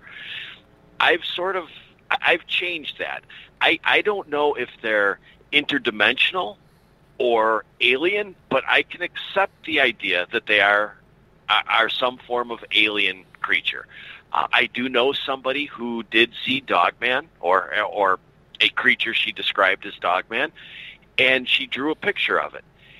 And I can see how, when you look at all the different alien races, what she drew wasn't that far off from some types of alien races. I mean, it did look very much like a dog in a way, but it was hairless. And I guess what I'm getting to is, I don't know what it is, but I can accept that it's alien. But I haven't seen one either. Mm-hmm. Mm-hmm. Rich, let's get to you. Dogman real.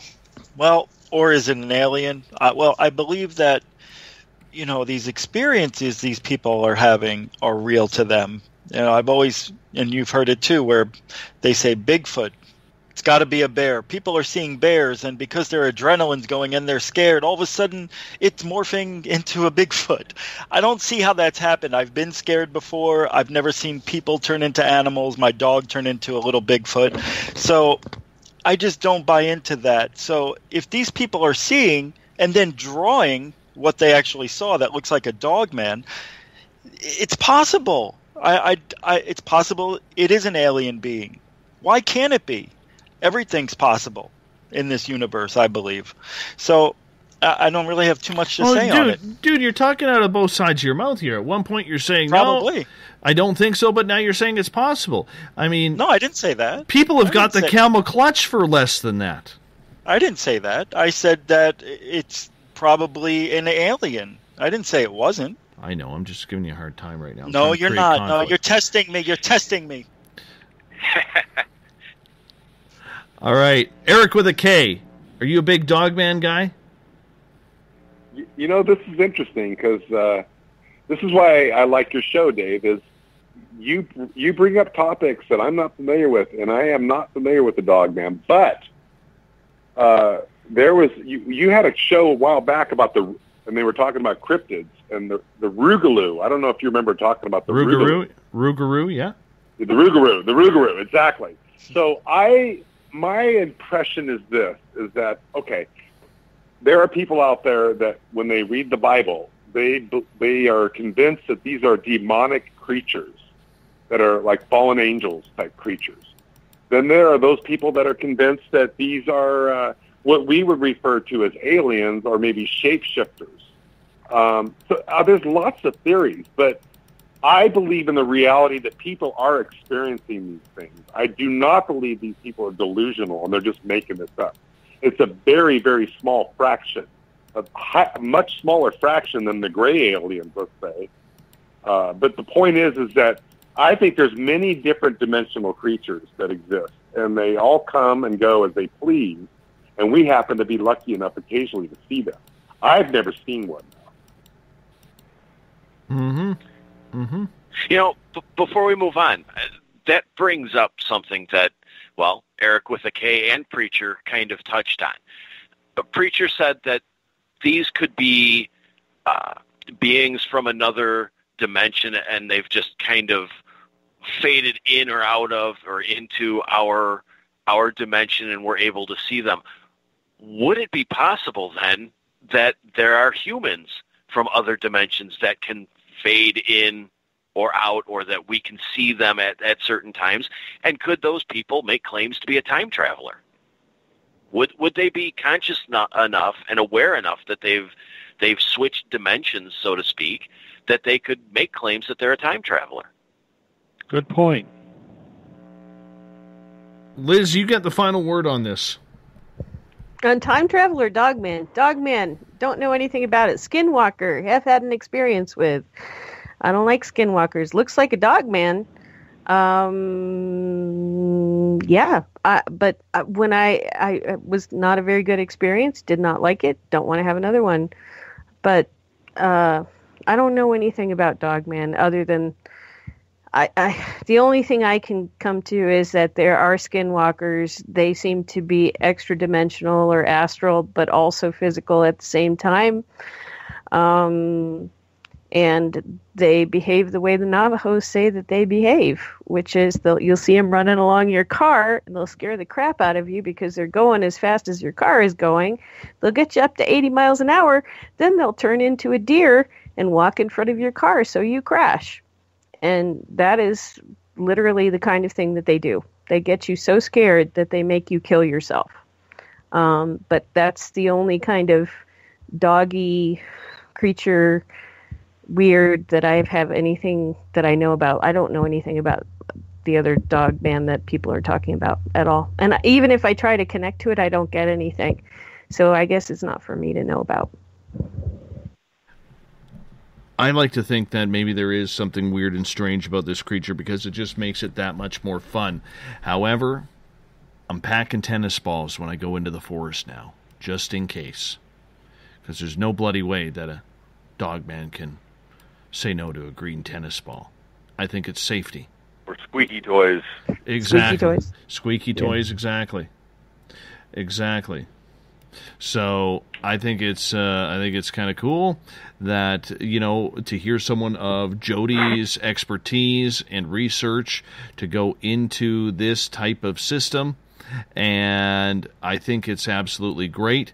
And I really think, there might be something to this, and it's something that we're going to pursue with Jody. I'm going to try and bring him on again, probably in April or May, to see how the investigations are going. And Joe Roop, who's in the chat room, says one of his guests, Dark Waters, will say Dogman is real. You can't convince him otherwise. And that guy's got a pretty damn good show, Dark Waters, on the Fringe FM. So it's something that, I think there is evidence. I mean, Linda Godfrey is a pretty honest researcher as well. It's, Couldn't she's... Dogman just be another species of, say, Bigfoot or the Almasti or whatever? People all around the world are seeing big, hairy things in the woods walking on 2 feet. That's There's just different you, names Joe. for 'em everywhere you go. That's just you, Joe, when you travel. Well, tired of people following me around and casting my feet. I hear you there. We got time for one more topic here, guys, before we got to go into the final break here. Okay, and we got some heavy topics coming in for hour number 3. But Paracon season is underway, and there's a lot of Paracons going on. We all like them. They're all a lot of fun. And I think if you've been to one or you've spoken at one, and I've only done a couple, but I tell you, there's just something magical about them that I love them about it. But is there a point when too much is too much? Because I've been doing some research for the show lately, and I'm starting up my own Paracon this year for the radio show, so I'm kind of biased on this whole part, because I think it's good for tourism revenue. And number two, I believe there's only one other one in British Columbia, and that's more of a health and wellness type program. But Liz, do you think that Paracons are starting to spread too thin with guests? Or you start seeing the same guests going Paracon to Paracon to Paracon, and really there is no break from seeing anybody differently or getting a different opinion? It looks like it's a lot of the same people, and it has been a lot of the same people for 30 years. I mean, I saw Stanton Friedman the first time in 1990. I mean, I love him. He's a great guy, but that's kind of been, especially in UFOs, especially if it has to do with UFOs, you see the same people over and over and over again. But they're dedicated, so yeah, there could be others. Preacher, what do you think? You've been to a couple of Paracons now. You've spoken at one? It probably can. I imagine it's like anything. If you oversaturate it or you go to too many, it's like some of the people we met, it's almost like they're deadheads. They follow the circuit from state to state to state. I think there's a point where it's diminishing returns. I mean, I'm really having a hard time coming up with a new presentation to give at Eric Cooper's. So and that's just me doing it twice. Some of these people that travel the country and are doing it every month or 2 or 3 times a month, my God. What do you do to make it, to make it exciting, to make it fresh? Well, I think that's the whole point. And Eric, with a K, I bring you in here for a second because you actually take in quite a few different types of UFO cons, Paracons, Comic Cons, adult sex toy cons. I mean, you're that kind of guy. No, that last one, I haven't gone there. Okay. That was good. Because I love you, I'm going to let you slide with that one. That was funny, though. Excellent. I'm glad you got my twisted humor. You're right. I got addicted to the whole... well, there is a difference between the Paracon and the UFO con. There's a topical difference. Just like I was at the Conscious Light Expo in Los Angeles 2 weeks ago, and there's a multiple... plethora of a variety of topics that are discussed. Yeah, plethora. I love that word, by the way. But the bottom line is this: what I've noticed is there are mostly the same people that I've seen over the last year, and even just restarting the whole circuit again. Just went to the UFO Congress last weekend. You see the same people, and so if we're really trying to awaken a society, to me, the goal would be to try to get new people paying attention to this information, to think about it. And I don't really see that happening yet. So I'm a little bummed about that. But I think we're still kind of on the fringe. Like, got Joe Roop in the chat room, the Fringe FM. We're still on the fringe. But we need to go beyond the fringe. And the only way that's going to happen is with shows like this. We just need to talk about it. We got to introduce ideas, thoughts, opinions, and let people go out to get interested, go do their research, and then let them decide for themselves. But people have to be willing to take the time to research this information. It sounds crazy unless you do the research. Once you do the research, a lot of this information is not as crazy as it appears on the surface. Well, one of the interesting parts about it is when Everett, Preacher, myself were in Provincetown, Massachusetts last year for the first annual Paracon there. Never mind the whole event that was just odd in so many ways. I'm putting it very politely. Well, one of the things that we noticed, and one of the things that we were told by Greg and Dana Newkirk, was that these Paracons, yes, the guests move and the speakers move Paracon to Paracon to Paracon because they're getting paid. They all charge kind of the same money. So you can go one weekend, you got John Tenney, the Newkirks, you maybe have a couple guys from the Ghost Hunters team, and so on and so forth. And then you go to the next event, they're all there because the East Coast, I mean, how many major cities can you travel to within 6 hours, right? I mean, it's phenomenal. But the people follow each show to show to show. It's like a big groupie system that they all get together and party every weekend, and the guests get paid, and all these groupies pay to hang out with the guests. It was an incredible thing. Do you remember that? Oh, I remember.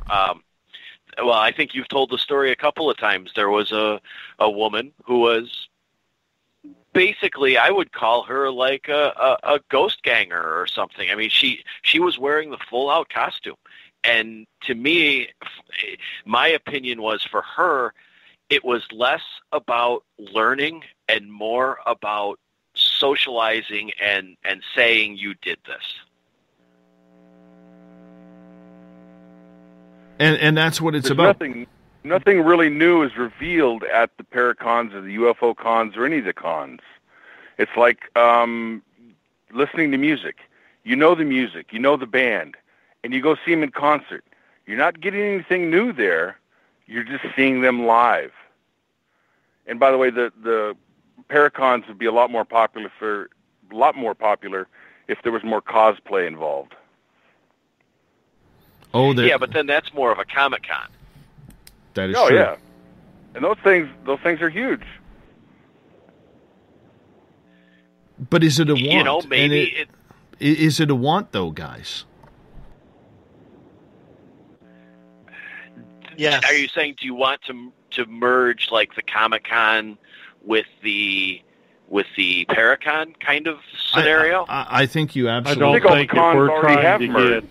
I don't think well, you if want we're trying me to establish any kind of veracity and any kind of credibility with the mainstream, if we try and turn it, Comic-Con and Paracon together, it's just going to stay as fringe, and it's going to be marginalized and be considered a joke. Yeah. And on that note, I'm going to get you guys to hold on because we're going to step out for our final break of the night. It's the SOR Paranormal Round Table tonight on Spaced Out Radio, and we got 2 hours down, 1 hour to go. We're going to continue talking Paracons. We're going to get into Falcon Heavy. We're going to get into my favorite topic, what is proof?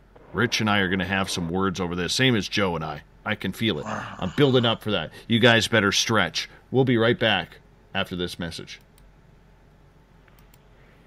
Hello, SOR listeners. Lorian Fenton here. Let me ask you, now that disclosure's happened, what does it mean for ufology? For answers, join us at UFOCon 2018 in South San Francisco, California, March 23rd through 25th. Keynote speakers Stephen Bassett, Grant Cameron, and Melinda Leslie address the current disclosure agenda. Dave Scott, yes, you're Dave Scott, and Lynn Buchanan tell of amazing alien encounters.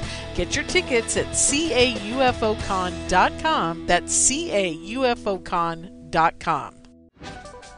Are you tired of being blocked, shadow banned, or placed in jail for simply posting your thoughts on social media? Social Media Freedom can take care of that for you. Social Media Freedom is the newest and one of the best free new apps that allows you the freedom to post what you want, when you want. It takes seconds to download from your app store. Come join the tribe at Social Media Freedom. It's time to set yourself free. The first annual Caribou Paracon is happening September 28th to 30th in the 108 Mile Ranch, British Columbia. Brought to you by the Canadian Society of Questers and Spaced Out Radio. Come listen to our featured speaker, Grant Cameron, along with Elizabeth Anglin, Paisley Town, Mike Moran, Eric Cooper, and more. It's a 3-day supernatural adventure at the Spruce Hills Resort and Spa. Tickets for the weekend are $150 Canadian. The Caribou Paracon, celebrating everything paranormal. A timepiece is a reflection of who you are, and what better way to show off the real you than with an Escape watch? Escape is a lifestyle brand accessorizing your days and nights. Choose to escape and create the life of discovery that you deserve. Dream, play, unite with your own personalized escape watch. Head to escapewatches.com. There is no time like the present to enjoy your escape. Use promo code SMF2017 for your 20% discount today. Looking for a place to advertise at a very reasonable cost? Look no further than Spaced Out Radio. SpacedOutRadio.com has an advertising tab that you can click to check out our daily, weekly, and monthly packages to play on the radio, or our website including social media. From commercial spots to banners, we have it all. Check out our competitive pricing today.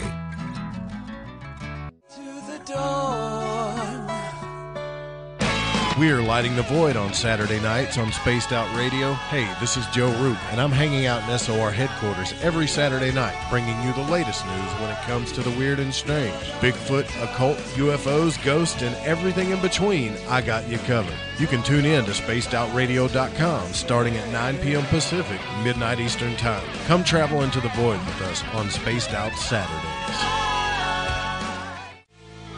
Not ready for bed on Saturday night? Right after Spaced Out Saturdays, hop on over to S4 with Corey Ruiz and me, Eric Cooper from Forest Moon Paranormal. With S4, there are no limits to what we try and uncover. From government conspiracies to helping clean up the paranormal, no topic is safe on S4. We get to the heart of the matter, of the subjects you want to learn more about. So tune in on S4 starting at midnight Pacific, 3 a.m. Eastern, only on SpacedOutRadio.com. Visit purpleplates.com today. For over 40 years, the Purple Energy Plates have been delivering amazing results for their many customers. Inspired by the great genius Nikola Tesla, the harmony, healing, and energetic effects of the plates have proven over and over to be beneficial and often miraculous to thousands of customers. Check their site for daily specials and choose from their many energy products. You won't be sorry. Visit them today at purpleplates.com. Hi there, I'm Butch Witkowski, lead investigator with U4COP. On the final Monday of every month, you can listen to me and host Dave Scott on Spaced Out Radio's Strange Days. We're going to get to the heart of the matter when it comes to what's happening out there. People are seeing and experiencing things from ET contact to Bigfoot, and I want to hear about it. Your experiences are what we investigators need to help solve these unknown mysteries. So tune in at spacedoutradio.com to the final Monday of every month from Butch Witkowski's Strange Days. This is Eric Markham, news editor for the Spaced Out Radio's The Encounter Online. We have put together a great team of writers and journalists from all over the world to bring you top-quality paranormal stories, from alien encounters to the latest conspiracies. You won't find any of that fake news here. True stories and top-notch reporting as we look to bring these experiences to the mainstream. The Encounter Online, only at spacedoutradio.com. Do you want to know the truth? Do UFOs exist? Are aliens real? Are the governments hiding the biggest secret in history? We're UFO seekers, and we're on a hunt for the truth. Subscribe to our YouTube channel and follow along with us as we journey across the United States, visiting UFO hotspots and alien hotspots, trying to document the UFO phenomenon. Catch us on Spaced Out Radio every third Monday of the month as we discuss Area 51, UFOs, and more. And also, don't forget to subscribe to us on YouTube. You hear footsteps in the empty room above you. A rocking chair begins rocking by itself. Don't be afraid of the things that go bump in the night. Reach for Spirit Storybox, the iPhone app the Huffington Post UK called the only ghost hunting app you will ever need. Spirit Storybox. The spirits are telling their stories. It's Cosmic Sundays with me, Elizabeth Anglin, in Cosmic Passport. Let me take you down a 3-hour spiritual journey where we will get into everything from ET contact to Psychic Sundays. It's a journey of listening and learning together with some of the best professionals in their fields. You can tune in to Cosmic Passport at spacedoutradio.com every Sunday, starting at 9 p.m. Pacific, midnight Eastern.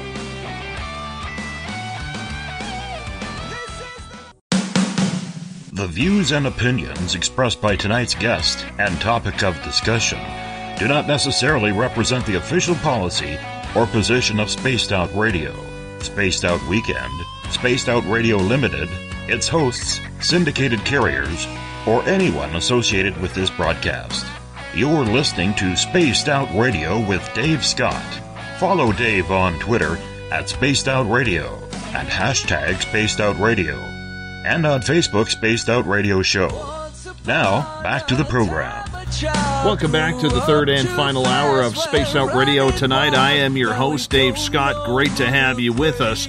Tomorrow night on the program and on Sunday, I go into the forest to find my Zen and my Chi, but don't worry, we're here 7 days a week. We got the awesome dulcet tones of Joe Roop coming in for Spaced Out Saturdays, and then on Sundays, Elizabeth Anglin's Cosmic Passport on Spaced Out Sundays. Both shows get going at 9 p.m. Pacific, midnight Eastern Time at spacedoutradio.com. We want to welcome in everyone listening in on WQEE 99 Rock the Key down in Noonan, Georgia, home of The Walking Dead. We are live as well on the United Public Radio Network, 107.7 FM in New Orleans and over 160 countries around the world. We are also live on The Fringe FM, and if you're listening in on Revolution Radio, remember the Double R Machine is a donation station financed by you, the valued listener. Head on over to revolution.radio and donate today. Bill Cardwell has set the password for tonight in the SOR Space Travelers Club, and it is Siderodramophobia.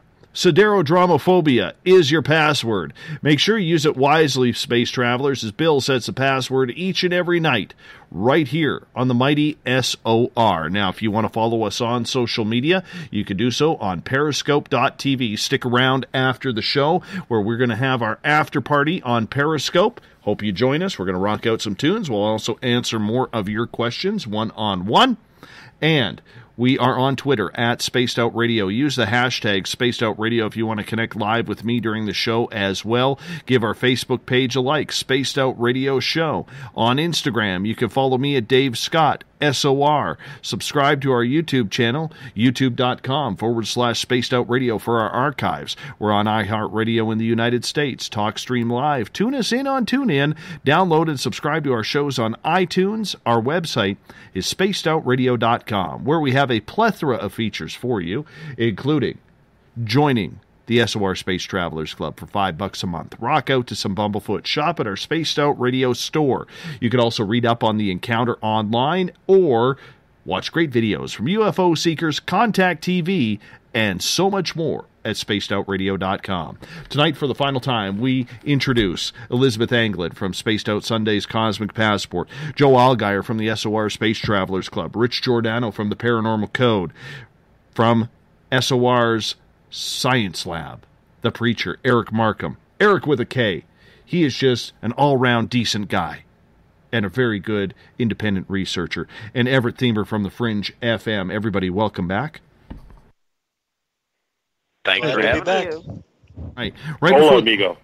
Now, preacher, right before the break, you were talking about Paracons, about the way, things have to change, and the speakers have got to come up with something new. But a lot of these people, they want to be able to hear this message over and over again, and they just want to hang out and say that they were able to hang out with John Tenney, or they were able to hang out with Grant Cameron, or whomever the person may be. So is it more of a groupie style thing, these Paracons, or is it something that is just an enjoyable time that people just love to be a part of? I think there's an aspect of both. I mean, what we saw at the Paracon in Provincetown was basically the adoration of the Magi type groupiness, but it was fun just to hang out and to hear some of the, to relate to some of these people one-on-one, and to talk to some of our fans, some of our listeners that managed to get out there and talk to them. So, yeah, there's a little bit of both. I think whether we realize it or not, by virtue of being in this forum, there's a little bit of celebrity. Not everybody is on, as Spaced Out Radio or any of the other paranormal things. So that does confer a hint of exclusivity, maybe. So yes, there's there's that, I got to hang out with, whoever. Take your pick of who was out there.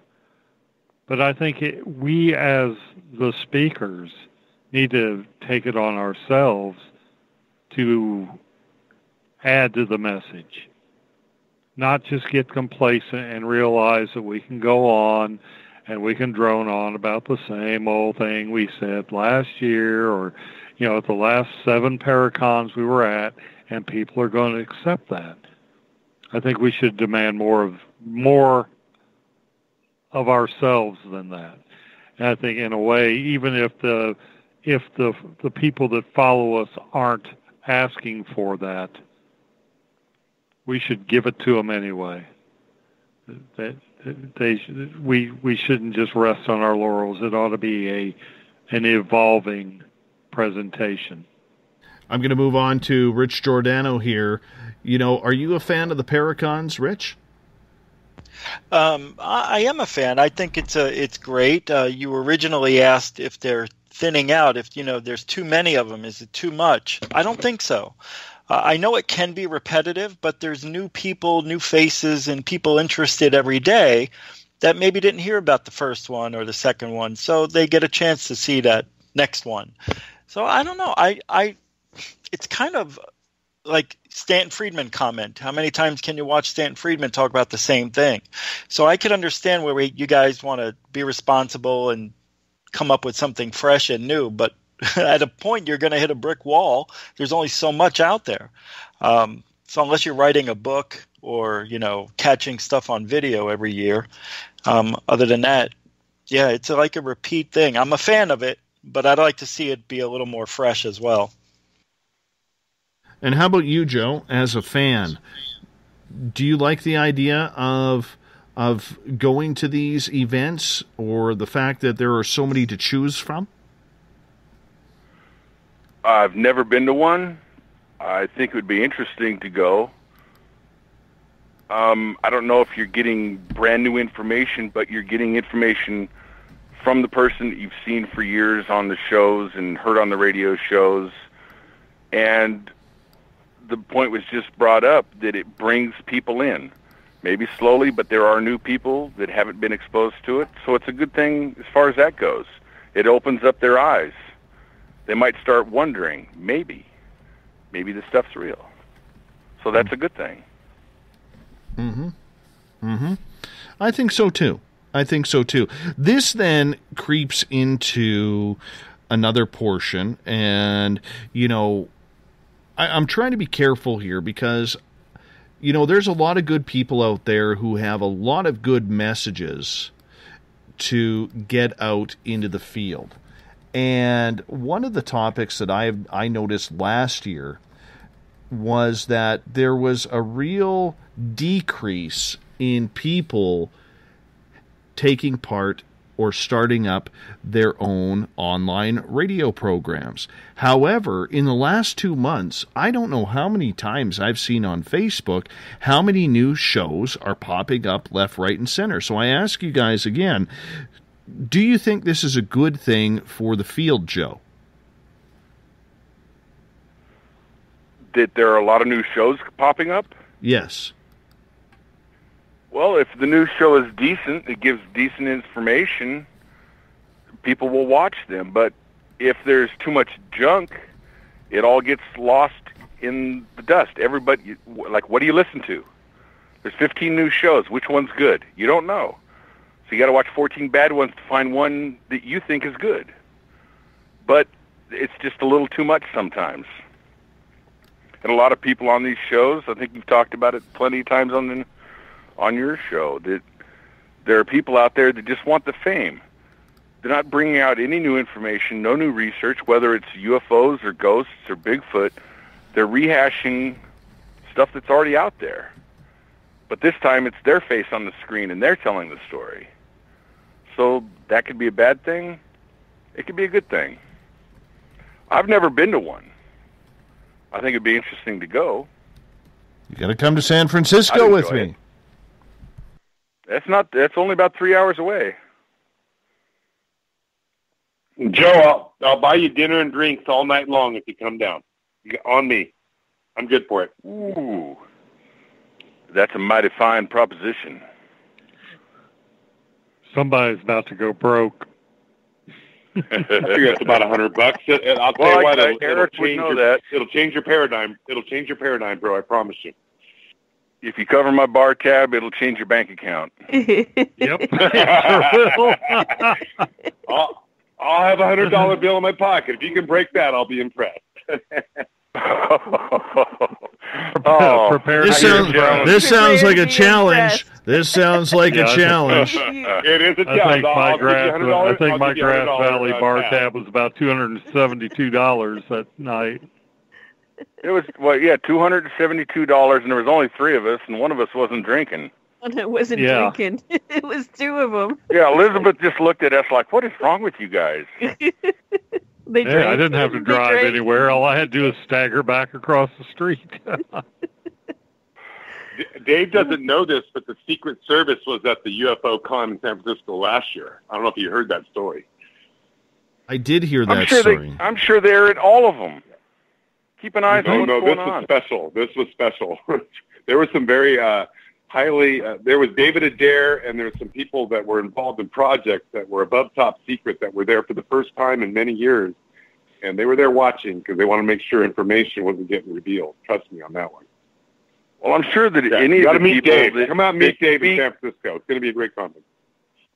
Any of the people that speak at these conferences, a lot of them have signed non-disclosure agreements. So they have to have somebody there to make sure that people are towing the line, not spilling the beans that they shouldn't. That makes sense to me.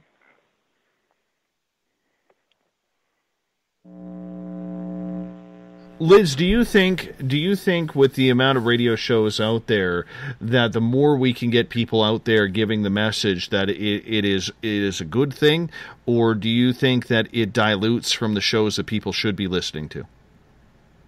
Well, I'm an anarchist, so I'm and I'm politically all over the road. So I'm a libertarian and an anarchist, and a snowflake and Rush Limbaugh all in one lovely package. I think that if they're good, it's wonderful. If they're talking BS, I really just want to smack them and send them home to mom, because it is diluting information when people start confabulating things, taking other people's stories, making up stuff. And I'll have a real visceral response when I hear somebody doing that. But a lot of times, especially on SOR, you're having somebody on who's got good information, and it's a good thing. The idea is, we are in an age when everybody has an opportunity to do their best with a relatively easy entrance to the playing field, and what will happen is that people who aren't that good or don't have that good of information will fall to the wayside, and those who do have good information will keep going. Exactly. So it's all right. Yeah, I agree 100% with Elizabeth. Mm-hmm. I think it's a good thing. I like the fact that there are new shows coming on out. I like the idea that there are other people taking the avenue to try and get their message out. But that being said, it does dilute the audience. Because if you say something that is specific to a certain type of thinker, then that's the only place they go. That's the only place. So, that person may only get 20 listeners a night, but those are 20 listeners that maybe they poached from other shows, which happens all the time. I realize that. You can't control that at all. It's just, as a host, I could see where that's frustrating. But I think, as long as the message is getting out there and people are talking about it, I think it's a good thing, as long as they're doing it for the right reasons. I think a lot of these people, and I've said this before many a time, there's a big difference between trying to create radio and trying to, playing radio. And that is a very, very big difference, and it is very difficult for a lot of people to understand. I like to think we create radio around here, whereas, unfortunately, a lot of other shows, they play radio. Everett, your thoughts? I think everybody has the right to have a voice, and it's important that everybody has that opportunity or that ability. I just think that some of them should just be quiet. There are so many of these shows that I don't want to sound rude, but they're very, very amateurish, and the guests that they pull, they're going from trying to get authors or legitimate researchers to come on my show and tell your ghost story. How many shows are there out there, if you go looking through the different groups, where there's shows soliciting just to have you come on and tell your ghost story or your weird experience?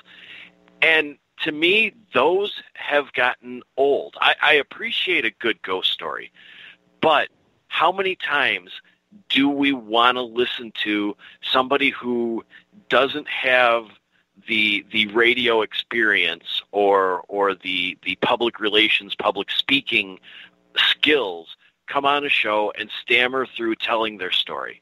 So I think I agree with you in a way that it is a good thing, but I also hope that the listeners out there will choose the right shows and grow the right shows, and the others, they'll have had their opportunity and they will move on to other endeavors.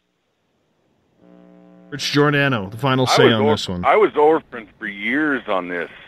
I was an Art Bell fan, used to listen to him every night, and he kind of had a rocky ending there. He was back, he was gone, and I searched the dial looking for something, a good show, and I couldn't find one until I found Dave. God, that was years ago. I think you were still on CB Radio then.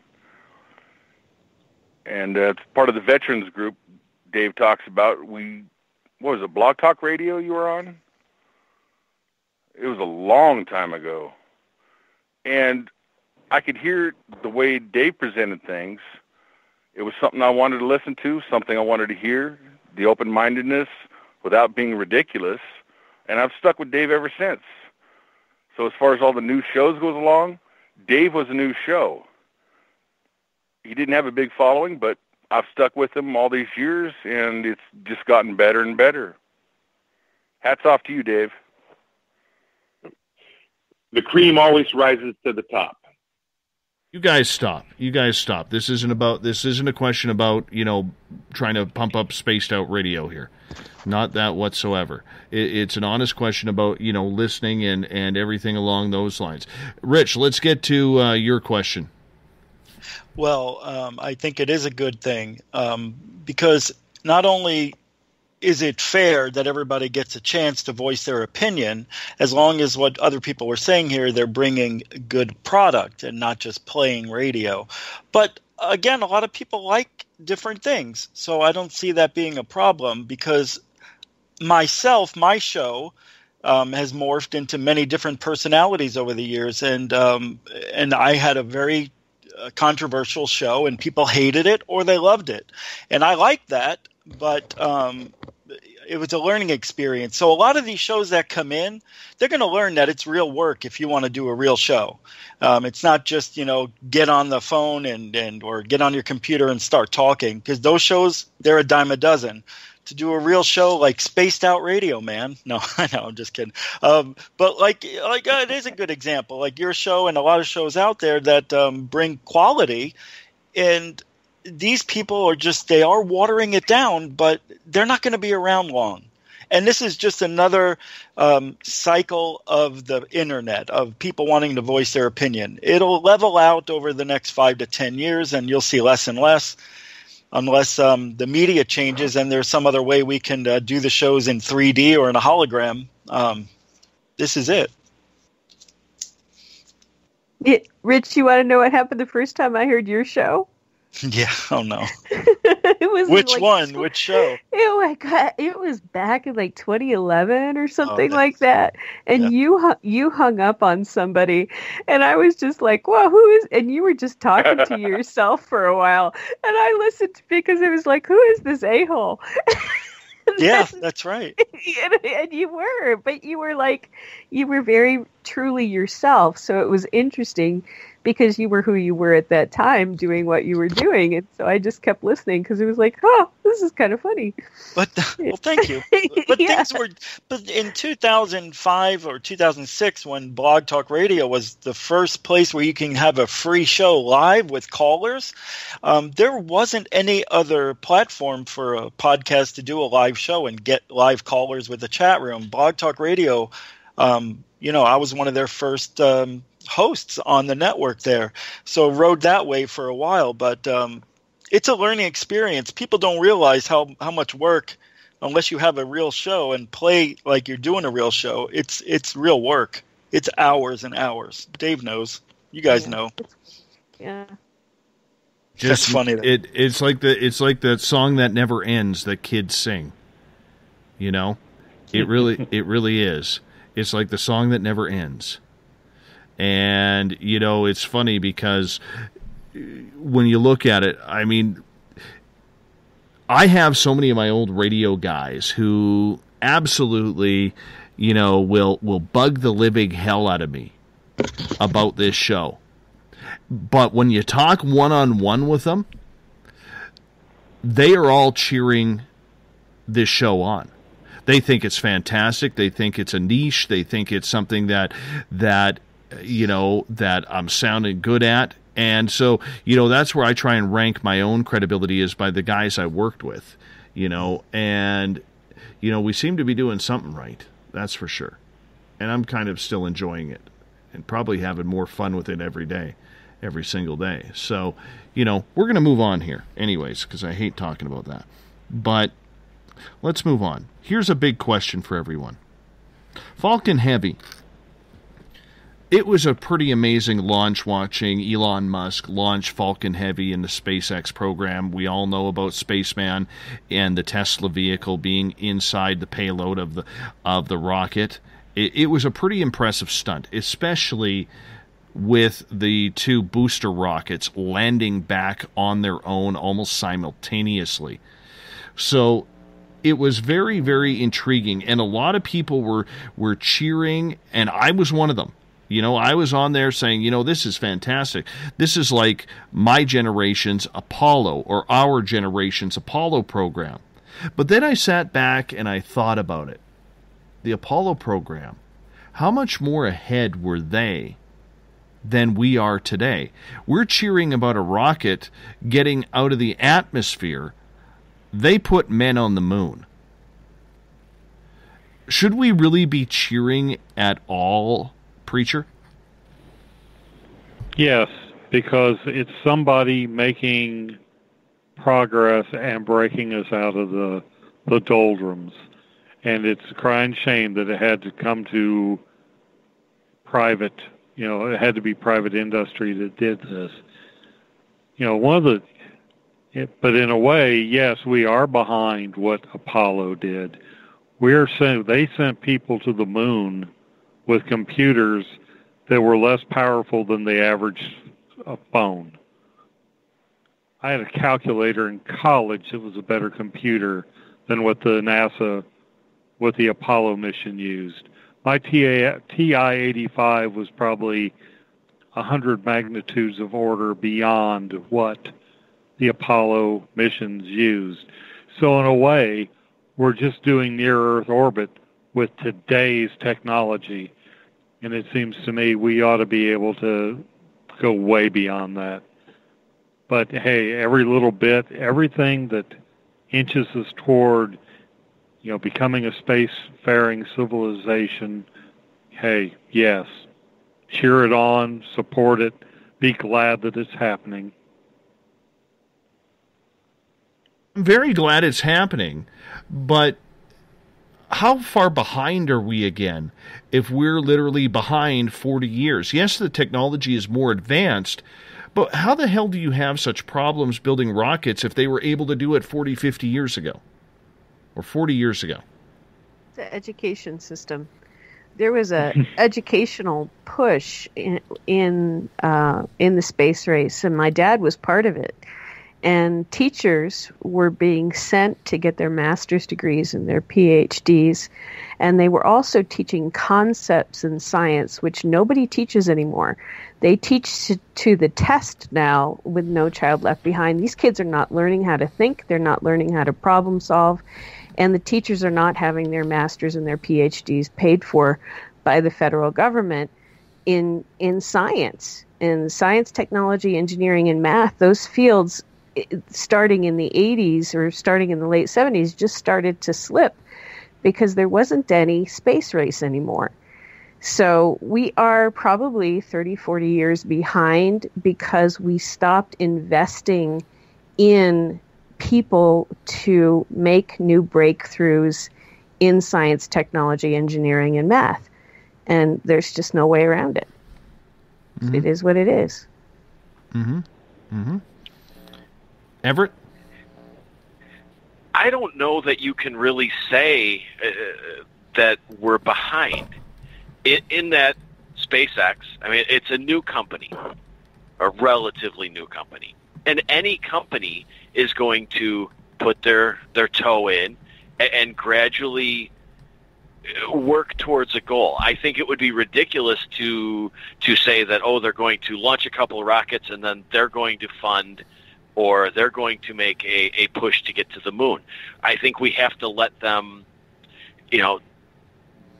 kind of ease into it and get up and moving. I mean, they launched those satellites for the internet this week. Was that today? So I don't think we can say that they're really behind or that we're really behind because they haven't been doing it that long. What's going to happen? What are their plans? And what's going to come to fruition in the next, 2, 3, 5, 10 years?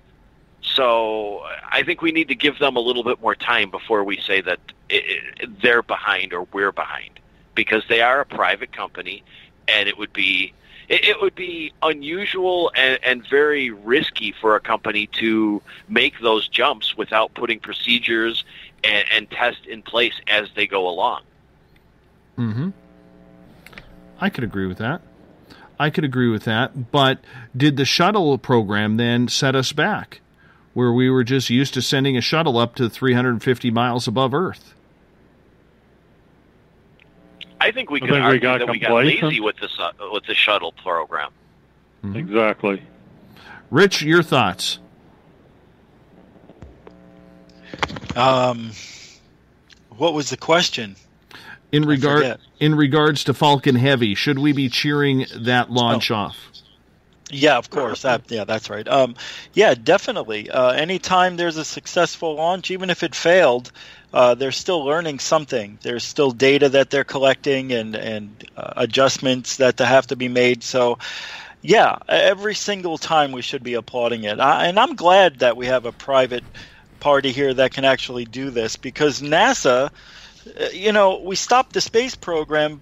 We didn't go to the moon. We went to the moon. We didn't go to Mars. We should have been on Mars by now with the technology we had and where we've been. I believe we are a little behind, maybe 30 years. Or, I guess it all has to do with funding and money. But then all of a sudden they come up with the shuttle program, launch those a few hundred times, and then those start breaking down and busting up in space. So, right off the launch pad, whatever. I don't know why we're not getting out and beyond. I mean, we're sending rovers to Mars. That's great. Satellites around the moon and Mars.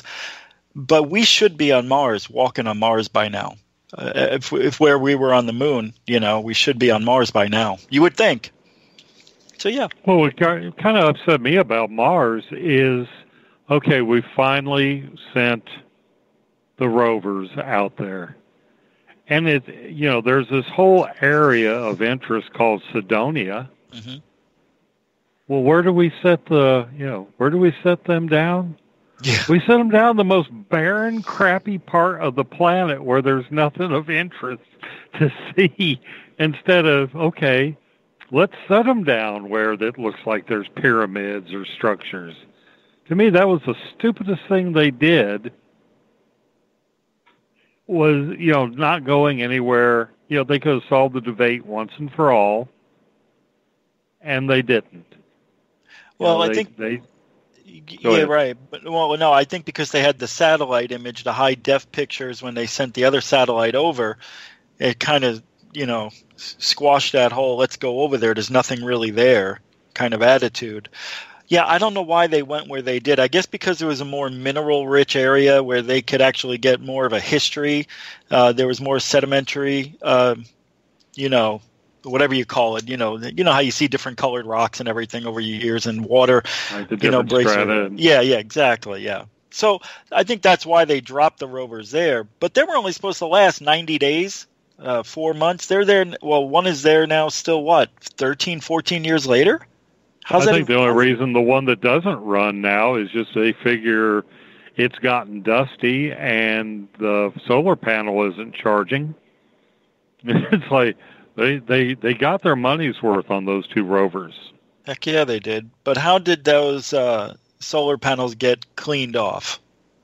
They were dusty. Yeah, come on, no. Well, they do have some ferocious winds, and that that's the official story, and which stirs up dust. I mean, in Arizona we have dust devils. When one goes by, it doesn't make my car cleaner; it makes it dirtier. So I don't buy that. Unless there's some static charge that they claimed is around Mars, creating that particle. I don't know. I don't know what I'm trying to say. Let's just admit it. It's the reptilians that come out and polish the. They're polishing the. I think you brought up an interesting point when you mentioned the static charge on Mars. If you look at the big valley there, it's Valles Marianas. Mm-hmm. Everyone thinks, it's like the Grand Canyon. Yeah. The Grand Canyon was formed by water erosion. What caused Valles Marianas? Nobody knows. It's not water erosion. Yeah, it looks like a weapon. And it looks exactly like what happens when lightning hits the ground. Yes. What kind of charge hit Mars to make this scar that goes across half the planet? Like it got hit with a gigantic plasma beam or something, or exactly. Like a plasma discharge. Yep. Something hit it. Space weapon. Keith always thought that if we ever got there. Go ahead, Eric.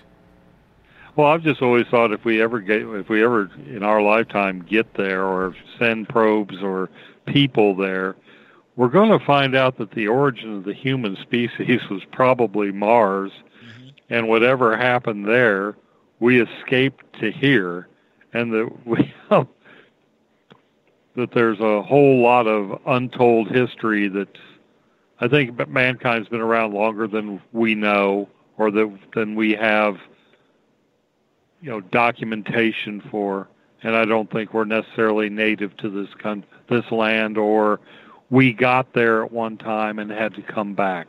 Maybe humans started out on Earth. I think we went to Mars, something happened, and we had to pack our bags and come back home. But okay, preacher. I like that. I like that idea. I've always. No, go ahead. I've always liked the idea that the Martians had a civilization, and maybe they started branching out just like we are with the space shuttle, and then the rockets to the moon, and then coming to Earth. Maybe there were outposts here on Earth from Mars, and then something bad happened there. All the people that were here on these outposts, they just have to survive. All of a sudden, ooh, there's humans. There we are in the record, all of a sudden, the humans. Yep. Well, maybe we are the Martians. It's possible. Right. I've thought something similar to that for quite a long time. I mean, there's questions to the origin of our species that just, and then we went from apes to humans. Just doesn't, the evolutionary model doesn't fit. Guys, I want the answers. Guys, I want to get Elizabeth and Eric with a K's take on this. Liz? About Mars, or yes. Well, just in regards to everything. Do you think it's? I think I've already answered. I think we are behind, but I think that,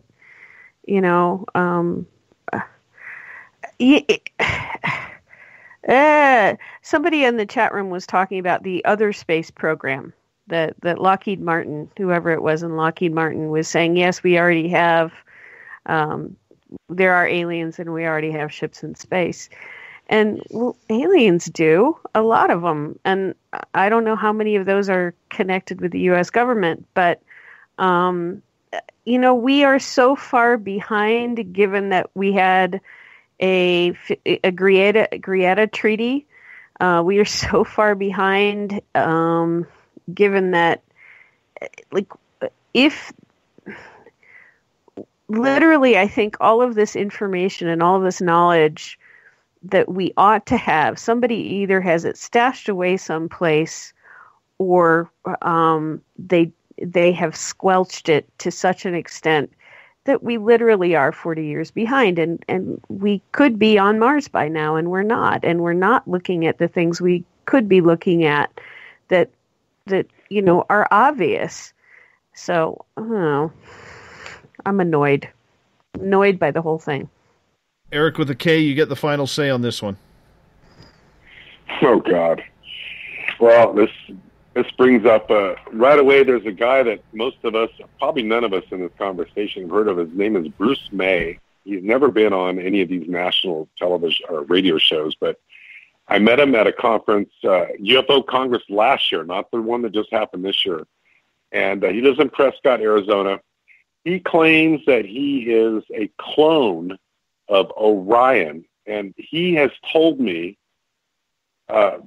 without missing a beat, in about a 9-hour conversation that was broken down into 5 hours, and then I was so exhausted after 5 hours of what he told me, I said, can I have a break and let's resume this later?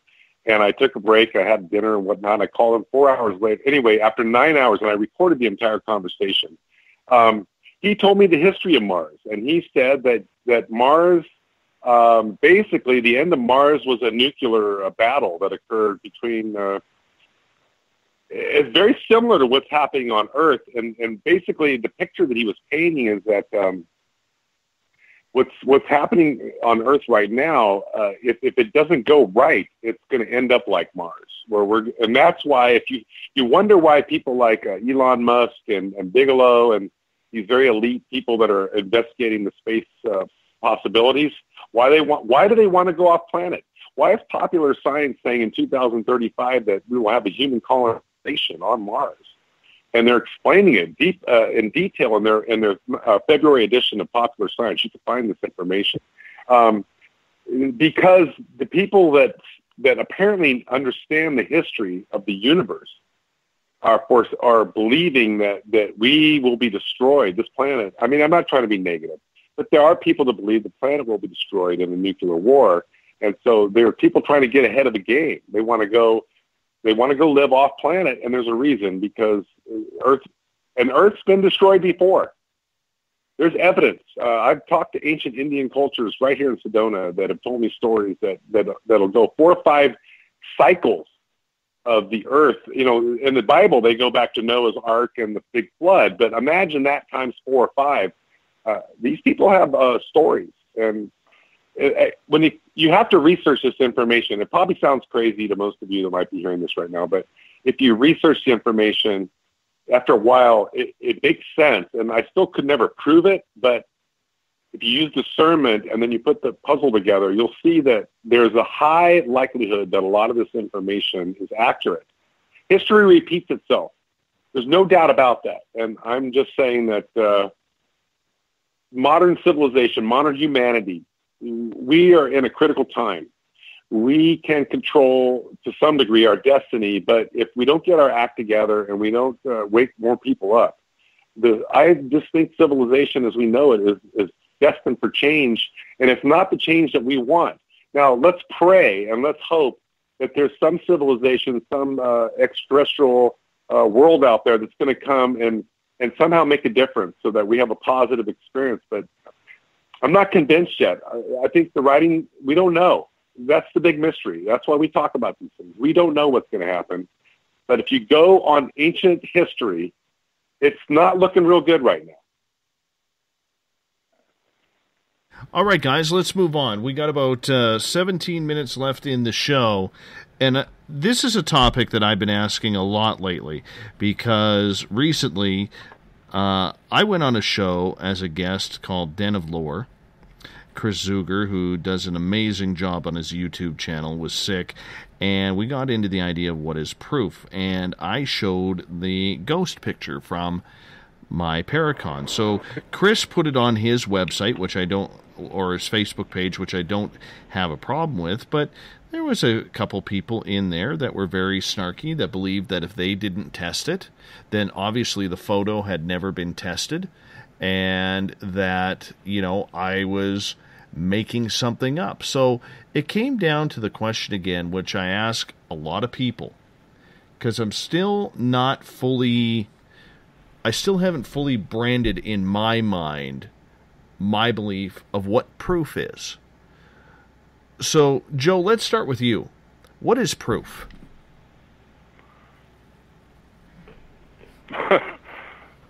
Proof is what you're going to believe. For some people, proof is, well, here's a photograph. Well, for 90% of the people out there, photographs can be faked. Everything can be faked. You have eyewitnesses. Well, in a murder case, fine. 3 people see someone, you can actually put someone to death. But if 3 people see a UFO, no one believes them. Proof is something, I don't know, maybe you have to have a living, walking being walk up to people. It's the only way it's going to be proof. But I don't think that's ever going to happen. There's always going to be skeptics. There's always going to be believers. Mm-hmm. Just where do you draw the line? Mm-hmm. Do you think that when it comes to this field, as a listener, Joe, that too many people try too hard to be a skeptic? I think it's easy to be a skeptic. It's easy to say, that's a bunch of baloney. But some things, I think Eric talked about it earlier, the amount of people that have Bigfoot sightings. Statistically, they can't all be lying. So there has to be some truth there. But are we ever going to find something where everyone will agree, yep, that's proof? I don't think so. Unless we got one walking and talking on TV someday. Or if the head of NASA pulls out a press conference, calls everybody there, and says, here's a UFO, and here's a gray alien. The UFOs are real. Aliens are real. Even at that, I think most people would say, oh, my gosh, yeah, look, the UFOs are real. Who would have thought? The UFO people are going to be the ones that lose their mind, because if they trot out a gray alien, they're going to say, well, why are you hiding the reptilians? And that ship that you're showing us, that's not the ship I saw. I saw a mothership. No, mine was triangular. No, I saw an orb. How come you're hiding those? There's never going to be proof for everybody. Elizabeth, your proof. What is proof? Well, if you're a wildlife biologist, we can get Eric in it. If you're a wildlife biologist, you want some scat and you want some DNA and you want to get more than one sample from more than one individual. If it's UFOs, it literally is a working ship with a dead alien inside and some kind of metal or alloy that does not come from Earth, that has something in it that we have not found here yet. So that's really hard proof. And then it's only proof of that one thing. And then you don't even know what it's proof of, because you don't have a cosmology or a storyline behind it to tell you what you've actually got. You just know that it is unidentified and it has something that looks like an extraterrestrial. That extraterrestrial could live at the bottom of the ocean. It's, there are all these other problems involved with proof when we get into this field that are we able to scour the bottoms of the ocean to make sure that there isn't a whole other civilization down there? Are we able to go into the center of the earth where people say, there's an advanced civilization down there? No, we're not. So what's it proof of? You're going to have all these fights about what it's proof of. And somebody's going to come up with this theory. It's proof of this, and it's proof of that, and it's proof of the other thing. So all of the stuff that we have going on now in terms of theories and ideas and stories is still going to happen.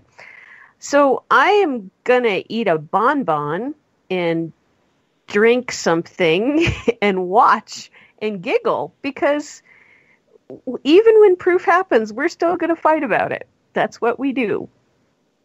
Everett, you have bonbons? Eat a bonbon. Everett, to you. I think proof is, for the average individual, is so tied into belief, because, like the previous comments, I mean, you could have a gray alien and somebody will argue that. I think that ultimately, for me, in terms of, the cryptid alien realms there, I think I would need to see, I'd need to see a craft. I'd need to see preferably a living Bigfoot or Dogman. In terms of the paranormal, the ghost kind of things, that proof, I don't know that it's ever going to come. I think what we can do, or what we have to do, is look at the evidence and just form our own opinions. I don't know that the paranormal will ever move beyond opinions. So you have to look at everything as a whole, and I disagree with Joe a bit, because I'm a skeptic, and it's very hard, because you have to look at things from points of view that you may not want to, and you have to be willing to accept that it changes your point of view. Personally, for me, I have a hard time buying that everybody in the world is seeing something and they're just making it up. I mean, I've had experiences that some people will say, why doesn't that convince you 100% that ghosts are real? But there's still that part of me that can justify that it might have been something else. But that doesn't mean I don't believe somebody else's experience. And there's where belief comes back in. I think with the paranormal realm, it's always going to be a blend of your beliefs with the evidence that you're presented, and you just have to form what stand you're going to take and what you believe, and that becomes your proof. And as a skeptic, it kills me to say that. Eric with a K. Okay, what is your final question here? I know we don't have a lot of time left. What is proof? What is your actual? What is your proof? If you really, for me personally, if you want to get down to the basic reality of it, it's proof is different for everybody. It's your own personal discernment. But what I want to encourage anybody that's listening, or anybody that's interested in, if you really want to if you really wanted to come to some sort of conclusion that you can live with, you have to do your own research. You can't rely on what one or two or three other people tell you, or what you see on a YouTube video, or some information that you get off of some podcast that you've never heard of before. It takes time, it takes energy, it takes effort, and it takes some knowledge, and it takes discernment, and it takes wisdom. And you don't get wisdom overnight. You have to experience these things. And I know there's people that are on this panel that have experienced things that only they understand. So you've got to learn to trust certain people and believe that if you believe they're telling you something that's real, that happened, that they experienced, that's true to them, times 10, then you can use discernment and decide, okay, I'm going to go with this. I'm going to go with this. It's like, that's all you can do. That's really all that proof can be. That's kind of my take on that. Preacher, we got 2 minutes for you. Well, for me and what I do, think of this. If I say, if you walk outside in the rain, your head is going to get wet. Where's the proof? We would accept that as a truth. I think it just has, proof is something that enough people have experienced and all gotten the same result.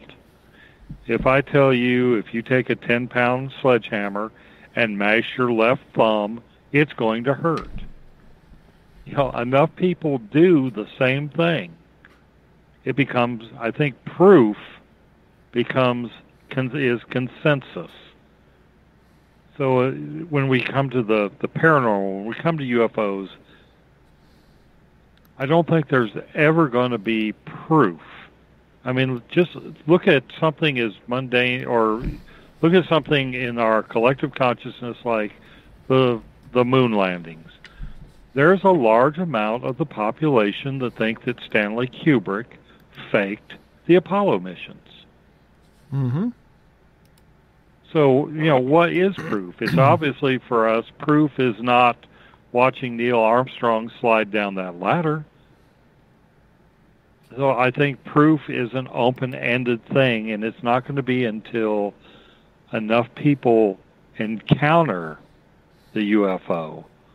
It's going to have to become the paradigm. It's going to have to become the common experience that we all have before it's a truth or it's considered proof. Mm-hmm. And I'm just not sure that's ever physically possible that could ever happen. Mm-hmm. Rich Giordano, you get the final say, buddy. Well, thank you. Proof. Wow. Jaime Maussan, who is a very well-known researcher from Mexico, everybody probably knows him. He always said that the evidence, the best evidence, comes from the witness's testimony. I don't buy it. I know a lot of people like that, and I think that was just mentioned here. Proof is a consensus. If 100 people see the same thing and have the same results, and it must be it, or they're all delusional. But proof is having evidence that can establish the fact of a claim. So I like to see it and touch it and feel it and smell it. That something is tangible is proof. And proof is not different for everybody. I don't believe it is. I believe proof is exactly what it is. The data that you get from your investigations, whether you're using your body as a tool or you're using, equipment, whatever. If you can get that reaction and that same data at different locations, whether it be ghost hunting or trace evidence from UFO sightings and landings and whatnot, then that is proof. But, it's tangible. You can touch it, read it, see it. So to me, that's proof. And I think that's what we have to keep in our mind, is that we just can't take people's words for it and their feelings. And we got to have data, and data is where it's at. Rich Giordano from the Paranormal Code.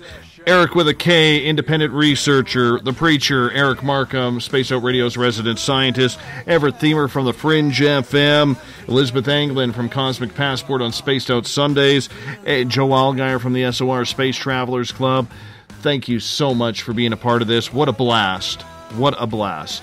Great, great show. Thank you so much for being a part of it. Thank you. That was awesome. Always fun. Want to invite all of you over to Periscope. You guys stick around, and we're going to continue this on periscope.tv/Spaced Out Radio. That's periscope.tv/Spaced Out Radio. Remember, this weekend, Saturday night, we got the amazing dulcet tones of Joe Roop in for Spaced Out Saturdays, and we have Elizabeth Anglin for Spaced Out Sundays. Everything at spacedoutradio.com. Starting at 9 p.m. Pacific, midnight Eastern Time at spacedoutradio.com once again. I want to say a big shout-out to all of you who made this an incredibly fun week, because I will be back on Monday with Butch Witkowski and Strange Days. I want to say a big shout-out to everybody watching on Periscope. Stay where you are. We're coming on in, but thank you for a great week. Everybody listening at home, in your cars, at work, wherever you may be, on Twitter at #SpacedOutRadio. in the Spreaker chat room and the veterans in the SOR Space Travelers Club. We had a great week together. We had a lot of fun. We're going to do it again next week as well, because together, my friends, we own the night. I'll talk to you on Monday. Mr. Bumblefoot, we need a favor. We need you to take us home. Have a good one. We're out.